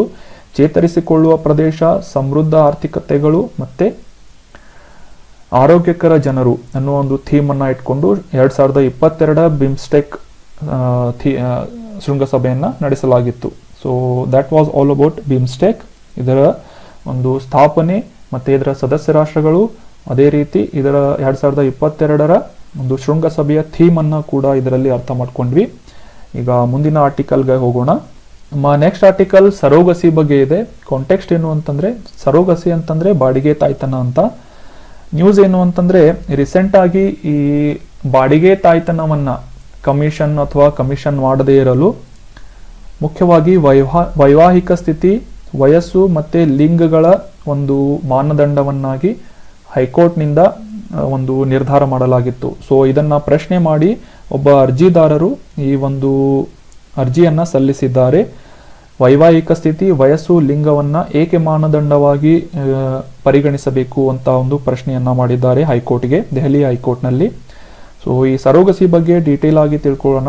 ಸರೋಗಸಿಯ ಬಗ್ಗೆ ಯಾವ ರೀತಿಯಾದಂತಹ ರೂಲ್ಸ್ಗಳನ್ನ ಭಾರತದಲ್ಲಿ ಮಾಡಿದ್ದಾರೆ ಅಂತ ಅದರ ಬಗ್ಗೆ ತಿಳ್ಕೊಳ್ಳೋಣ. ಬಾಡಿಗೆ ತಾಯ್ತನದ ಬಗ್ಗೆ ಈ ವರ್ಷದ ಜನವರಿಯಿಂದ ಪ್ರಾರಂಭವಾದಂತಹ ಬಾಡಿಗೆ ತಾಯ್ತನ ಕಾಯ್ದೆ, ಸರೋಗಸಿ ಆಕ್ಟ್, ಈ ಒಂದು ಜನವರಿಯಿಂದ ಇದನ್ನ ಜಾರಿಗೆಗೊಳಿಸಲಾಯಿತು. ಸೊ ಇದರಲ್ಲಿ ವಿವಾಹಿತ ದಂಪತಿಗಳು ವೈದ್ಯಕೀಯ ಆಧಾರದ ಮೇಲೆ ಮಾತ್ರ, ವೈದ್ಯಕೀಯ ಆಧಾರದ ಮೇಲೆ ಅಂದರೆ ವೈದ್ಯರ ಒಂದು ಅಪ್ರೂವಲ್ನ ಪಡೆದುಕೊಂಡು ಮಾತ್ರ ಈ ಒಂದು ಬಾಡಿಗೆ ತಾಯ್ತನವನ್ನು ಕಮಿಷನ್ ಮಾಡಲು ಅವಕಾಶ ಮಾಡಿಕೊಡಲಾಗಿತ್ತು. ಸೊ ಅದೇ ರೀತಿ ಇನ್ನೊಂದಿಷ್ಟು ರೂಲ್ಸ್ಗಳನ್ನು ಈ ಒಂದು ಬಾಡಿಗೆ ತಾಯ್ತನ ಅಥವಾ ಸರೋಗಸಿಯ ಬಗ್ಗೆ ತಿಳ್ಕೊಳ್ಳೋಣ. ಭಾರತದಲ್ಲಿ ಜಾರಿ ಇದ್ದಂತಹ ರೂಲ್ಸ್ಗಳನ್ನು. ಕಾನೂನು ದಂಪತಿಗಳನ್ನು ವಿವಾಹಿತ ಭಾರತೀಯ ಪುರುಷ ಮತ್ತು ಮಹಿಳೆ ಎಂದು ವ್ಯಾಖ್ಯಾನಿಸುತ್ತದೆ. ವಿವಾಹಿತ ಭಾರತೀಯ ಪುರುಷ ಮತ್ತು ಮಹಿಳೆ ಭಾರತೀಯರೇ ಆಗಿರಬೇಕು. ಮತ್ತು ಮಹಿಳೆಯು 23 ವರ್ಷದಿಂದ 50 ವರ್ಷದ ವಯಸ್ಸಿನವರಾಗಿರಬೇಕು. ಮತ್ತು 26ರಿಂದ 55 ವರ್ಷದೊಳಗಿನ ಪುರುಷನೊಂದಿಗೆ ವಯಸ್ಸಿನ ಮಾನದಂಡವನ್ನು ಈ ರೀತಿಯಾದಂತಹ ಒಂದು ಕಂಡೀಷನನ್ನು ಈ ಒಂದು ಕಾಯ್ದೆಯಲ್ಲಿ ಆ್ಯಡ್ ಮಾಡಲಾಗಿದೆ. ಅದಾದ ನಂತರ ಹೆಚ್ಚುವರಿಯಾಗಿ ಈ ದಂಪತಿಗಳೇನಿದ್ದಾರೆ, ಈ ವಯಸ್ಸಿನ ದಂಪತಿಗಳು ತಮ್ಮದೇ ಆದ ಯಾವುದೇ ರೀತಿಯ ಮಗುವನ್ನು ಹೊಂದಿರಬಾರದು ಅಂದಾಗ ಮಾತ್ರ ಈ ಸರೋಗಸಿಯನ್ನು ಮಾಡಲು ಅವರು ಎಲಿಜಿಬಲ್ ಆಗುತ್ತಾರೆ. ಮತ್ತು ಒಂಟಿ ಮಹಿಳೆಯರಿಗೆ ಬಾಡಿಗೆ ತಾಯ್ತನವನ್ನು ಆಶ್ರಯಿಸಲು ಅವಕಾಶ ನೀಡಿದ್ದರೂ ಕೂಡ 35ರಿಂದ 45 ವರ್ಷಗಳ ನಡುವಿನ ವಿಧವೆ ಅಥವಾ ವಿಚ್ಛೇದನವನ್ನು ಹೊಂದಿರಬೇಕು ಅಂತ ಈ ಒಂದು ಕಾಯ್ದೆಯಲ್ಲಿ ಕಂಡೀಷನನ್ನು ಹಾಕಲಾಗಿದೆ. ಅದೇ ರೀತಿ ಯಾವುದೇ ಸಂದರ್ಭದಲ್ಲಿ ಒಂಟಿ ಪುರುಷರು ಈ ಒಂದು ಬಾಡಿಗೆ ತಾಯ್ತನವನ್ನು ಹೊಂದಲು, ಮಗುವನ್ನು ಪಡೆಯಲು ಅರ್ಹರಾಗಿಲ್ಲ ಅಂತ ಕೂಡ ಈ ಒಂದು ಆ್ಯಕ್ಟ್ನಲ್ಲಿ ಮೆನ್ಷನ್ ಮಾಡಲಾಗಿದೆ. ನಮ್ಮ ನೆಕ್ಸ್ಟ್ ಆರ್ಟಿಕಲ್ ಹೀಟ್ ವೇವ್ ಬಗ್ಗೆ ಇದೆ. ಬಿಸಿ ಗಾಳಿ ಅಂತ ನಾವು ಕನ್ನಡದಲ್ಲಿ ಇದನ್ನು ಹೇಳ್ಬೋದು. ನ್ಯೂಸ್ ಏನು ಅಂತಂದರೆ, ಈಗ ಸದ್ಯಕ್ಕೆ ಬೇಸಿಗೆ ಕಾಲ ಹೆಚ್ಚಾಗಿರುವುದರಿಂದ, ನಾವು ಈಗ ದಕ್ಷಿಣ ಭಾರತದಲ್ಲಿ ಮಾನ್ಸೂನ್ ಎಂಟರ್ ಆಗ್ತಾ ಇರೋದ್ರಿಂದ ಇಲ್ಲಿ ಸಾಕಷ್ಟು ತಂಪಾದ ವಾತಾವರಣ ಇದ್ದರೆ, ನಾರ್ತ್ ಇಂಡಿಯಾದಲ್ಲಿ ಅಥವಾ ದೆಹಲಿ, ಪಂಜಾಬ್, ಹರಿಯಾಣ, ಉತ್ತರ ಪ್ರದೇಶಗಳಲ್ಲಿ ಈ ಒಂದು ಸಂದರ್ಭದಲ್ಲಿ ಜೂನ್ ತಿಂಗಳಲ್ಲಿ ಸಾಕಷ್ಟು ತೀವ್ರವಾದಂತಹ ಶಾಖದ ಅಲೆಗಳನ್ನು ಅನುಭವಿಸ್ತಾ ಇರೋದ್ರಿಂದ ಅಲ್ಲಿನ ಭಾರತೀಯ ಹವಾಮಾನ ಇಲಾಖೆ, ಇಂಡಿಯನ್ ಮೆಟ್ರೋಲಾಜಿಕಲ್ ಡಿಪಾರ್ಟ್ಮೆಂಟ್ ಏನಿದೆ, ಆ ಒಂದು ಪ್ರದೇಶಗಳಲ್ಲಿ ಆರೆಂಜ್ ಅಲರ್ಟ್ ಅನ್ನು ಘೋಷಿಸಿದೆ. ಈ ಹೀಟ್ ವೇವ್ ಬಗ್ಗೆ ಒಂದು ಅಲರ್ಟ್ ಮಾಡಲು, ಎಚ್ಚರಿಕೆಯನ್ನು ನೀಡಲು ಆರೆಂಜ್ ಅಲರ್ಟ್ ಅನ್ನು ಘೋಷಿಸಿದೆ ಅಂತ ನ್ಯೂಸ್ ಇದೆ. ಇನ್ನು ಈ ದೆಹಲಿಯ ಕೆಲವು ಭಾಗಗಳಲ್ಲಿ ಗರಿಷ್ಠ ತಾಪಮಾನ ಏನಿದೆ 45 ಡಿಗ್ರಿ ಸೆಲ್ಸಿಯಸ್ನಿಂದ 47 ಡಿಗ್ರಿ ಸೆಲ್ಸಿಯಸ್ವರೆಗೆ ಹೆಚ್ಚಾಗಬಹುದು ಅಂತ IMD ಅನುಮಾನ ಪಟ್ಟು ಕಿತ್ತಳೆ ಎಚ್ಚರಿಕೆ ಅಥವಾ ಆರೆಂಜ್ ಅಲರ್ಟ್ ಅನ್ನು ನೀಡಿದೆ. ತೀವ್ರವಾದಂತಹ ಈ ಶಾಖದ ಪರಿಸ್ಥಿತಿಯ ಬಗ್ಗೆ ಎಚ್ಚರಿಕೆಯನ್ನ ಕೂಡ ನೀಡಿದೆ ಅಂತ ನ್ಯೂಸ್ ಇದೆ. ಇನ್ನು ಈ ಹೀಟ್ ವೇವ್ ಬಗ್ಗೆ ತಿಳ್ಕೊಳ್ಳೋದಾದ್ರೆ, ಯಾವ ಒಂದು ಸಂದರ್ಭದಲ್ಲಿ ಒಂದು ವಾತಾವರಣವನ್ನ ಹೀಟ್ ವೇವ್ ಅಂತ ಕನ್ಸಿಡರ್ ಮಾಡಲಾಗುತ್ತೆ ಅಂತ ತಿಳ್ಕೊಳ್ಳೋದಾದ್ರೆ, ಭಾರತದ ಹವಾಮಾನ ಇಲಾಖೆ IMD ಇಂದ ಒಂದು ವ್ಯಾಖ್ಯಾನವನ್ನ ನೀಡಲಾಗಿದೆ, ಡೆಫಿನಿಷನ್ ಅನ್ನ ನೀಡಲಾಗಿದೆ. ಏನು ಅಂತಂದ್ರೆ, ಈ ಕೆಳಗೆ ತಿಳಿಸಲಾದಂತಹ ಕೆಲವೊಂದು ಕಂಡೀಷನ್ಗಳ ಸಂದರ್ಭದಲ್ಲಿ ಒಂದು ಪರಿಸ್ಥಿತಿಯನ್ನ ಶಾಖದ ಅಲೆಗಳು ಅಥವಾ ಹೀಟ್ ವೇವ್ ಅಂತ ಕರೆಯಲಾಗುತ್ತೆ. ಆ ಕಂಡೀಷನ್ಗಳು ಏನು ಅಂತಂದ್ರೆ, ಗರಿಷ್ಠ ತಾಪಮಾನ 40 ಡಿಗ್ರಿ ಸೆಲ್ಸಿಯಸ್ ಅಥವಾ ಅದಕ್ಕಿಂತ ಹೆಚ್ಚಿನದಾಗಿರಬೇಕು, ಸಾಮಾನ್ಯಕ್ಕಿಂತ 4.5 ಡಿಗ್ರಿಗಳಷ್ಟು ಹೆಚ್ಚಾಗಿದ್ದರೆ, ಈ ಒಂದು ಮಾನದಂಡವನ್ನ ಇಟ್ಕೊಂಡು ಸತತ 2 ದಿನಗಳಲ್ಲಿ ಪೂರೈಸುವಂತಹ ಈ ಒಂದು 4.5 ಡಿಗ್ರಿ ಸೆಲ್ಸಿಯಸ್ಗಳು ಸತತ 2 ದಿನಗಳಲ್ಲಿ ಹೆಚ್ಚಿನ ಒಂದು ಉಷ್ಣತೆಯನ್ನ ಹೊಂದಿದ್ದರೆ, ಆ ಒಂದು ಪ್ರದೇಶದ ಒಂದು ಏರಿಯಾದಲ್ಲಿ ಶಾಖದ ಅಲೆಗಳನ್ನ ಅಥವಾ ಹೀಟ್ ವೇವ್ ಅಂತ IMD ಇಂದ ಘೋಷಣೆ ಮಾಡಲಾಗುತ್ತೆ. ಅದೇ ರೀತಿಯಾದಂತಹ ಒಂದು ಎಚ್ಚರಿಕೆಯನ್ನ ಅಲರ್ಟ್ಗಳ ಮುಖಾಂತರ ನೀಡಲಾಗುತ್ತೆ. ಸದ್ಯಕ್ಕೆ ಉತ್ತರ ಪ್ರದೇಶ್, ಹರಿಯಾಣ, ದೆಹಲಿ ಮತ್ತೆ ಪಂಜಾಬ್ಗಳಲ್ಲಿ ಆರೆಂಜ್ ಅಲರ್ಟ್ ಅನ್ನ IMD ಇಂದ ಘೋಷಣೆ ಮಾಡಲಾಗಿದೆ. ಇನ್ನು ನಮ್ಮ ನೆಕ್ಸ್ಟ್ ಆರ್ಟಿಕಲ್ ಶೀತಾಲ್ ಷಷ್ಠಿ ಅನ್ನುವ ಒಂದು ಆಚರಣೆಯ ಬಗ್ಗೆ ಇದೆ. ನೆನ್ಪಿಟ್ಕೊಳ್ಳಿ, ಈ ರೀತಿಯಾದಂತಹ ಪ್ರಶ್ನೆಗಳನ್ನ ಎಕ್ಸಾಮ್ನಲ್ಲಿ ಕೇಳಬಹುದು. ಶೀತಾಲ್ ಷಷ್ಠಿಯನ್ನ ಯಾವ ಒಂದು ರಾಜ್ಯದಲ್ಲಿ ಆಚರಿಸಲಾಗುತ್ತೆ ಅಂತ ಪ್ರಶ್ನೆ ಬಂದರೆ ಅದಕ್ಕೆ ಸರಿಯಾದ ಉತ್ತರ ಒಡಿಶಾ ಅಂತ ನೀವು ಆನ್ಸರ್ ಮಾಡಬಹುದು. ನ್ಯೂಸ್ ಏನು ಅಂತಂದ್ರೆ, 1 ವಾರಗಳ ಅವಧಿಯವರೆಗೆ ಈ ಒಂದು ಶೀತಾಲ್ ಷಷ್ಠಿಯನ್ನ ಒಡಿಶಾದಲ್ಲಿ ಈ ಒಂದು ಹಬ್ಬವನ್ನ ಆಚರಿಸಲಾಗುತ್ತೆ ಅಂತ ನ್ಯೂಸ್ ಇದೆ. ಈ ಒಡಿಶಾದಲ್ಲಿ ಶೀತಾಲ್ ಷಷ್ಠಿಯನ್ನ ಹಿಂದೂಗಳ ಒಂದು ಪವಿತ್ರ ಹಬ್ಬವಾಗಿ ಆಚರಿಸಲಾಗುತ್ತೆ. ಇದರ ಹಿನ್ನೆಲೆಯನ್ನ ತಿಳ್ಕೊಳ್ಳೋದಾದ್ರೆ ಶಿವ ಮತ್ತೆ ಪಾರ್ವತಿ ದೇವಿಯ ವಿವಾಹದ ಬಗ್ಗೆ ಒಂದು ಹಿನ್ನೆಲೆಯನ್ನ ಇಟ್ಟುಕೊಂಡು ಈ ಒಂದು ಸೀತಾಲ್ ಷಷ್ಠಿಯನ್ನ ಆಚರಿಸಲಾಗುತ್ತೆ. ಇನ್ನು ಭಾರತೀಯ ಹಿಂದೂ ಕ್ಯಾಲೆಂಡರ್ ಪ್ರಕಾರ ಈ ಸೀತಾಲ್ ಷಷ್ಠಿಯನ್ನ ಶುಕ್ಲ ಪಕ್ಷದ ಸಮಯದಲ್ಲಿ ಅಂದ್ರೆ ಜ್ಯೇಷ್ಠ ಮಾಸದ 6ನೇ ದಿನ, ಷಷ್ಠಿ ಅಂದ್ರೆ 6ನೇ ದಿನದಂದು ಈ ಒಂದು ಸೀತಾಲ್ ಷಷ್ಠಿಯನ್ನ ಆಚರಿಸಲಾಗುತ್ತೆ. ನೆನ್ಪಿಟ್ಕೊಳ್ಳಿ, ಸೀತಾಲ್ ಷಷ್ಠಿಯನ್ನ ಒಡಿಶಾದಲ್ಲಿ ಪ್ರತಿ ವರ್ಷ ಜ್ಯೇಷ್ಠ ಮಾಸದ 6ನೇ ದಿನದಂದು ಆಚರಿಸಲಾಗುತ್ತೆ. ಈ ಒಂದು ಚಿತ್ರದಲ್ಲಿ ನೋಡ್ಬೋದು ನೀವು ಅರ್ಧನಾರೀಶ್ವರರ ಒಂದು ಪಾತ್ರವನ್ನ ಈ ಒಂದು ಕಲಾವಿದ ವಹಿಸಿದ್ದಾನೆ.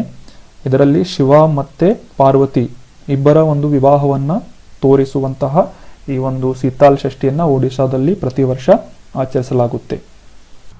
ಈ ಸೆಷನ್ ಅಲ್ಲಿ ಡಿಸ್ಕಸ್ ಮಾಡಿರುವಂತಹ ಎಲ್ಲ ಆರ್ಟಿಕಲ್ಗಳ PDF ಅನ್ನ ನಮ್ಮ telegram channel ILA classes subscribe ಮಾಡಿ, ಇಲ್ಲಿಂದ ನೀವು ಡೌನ್ಲೋಡ್ ಮಾಡಿಕೊಂಡು ರಿವೈಸ್ ಮಾಡಬಹುದು. Thank you so much. Have a nice day.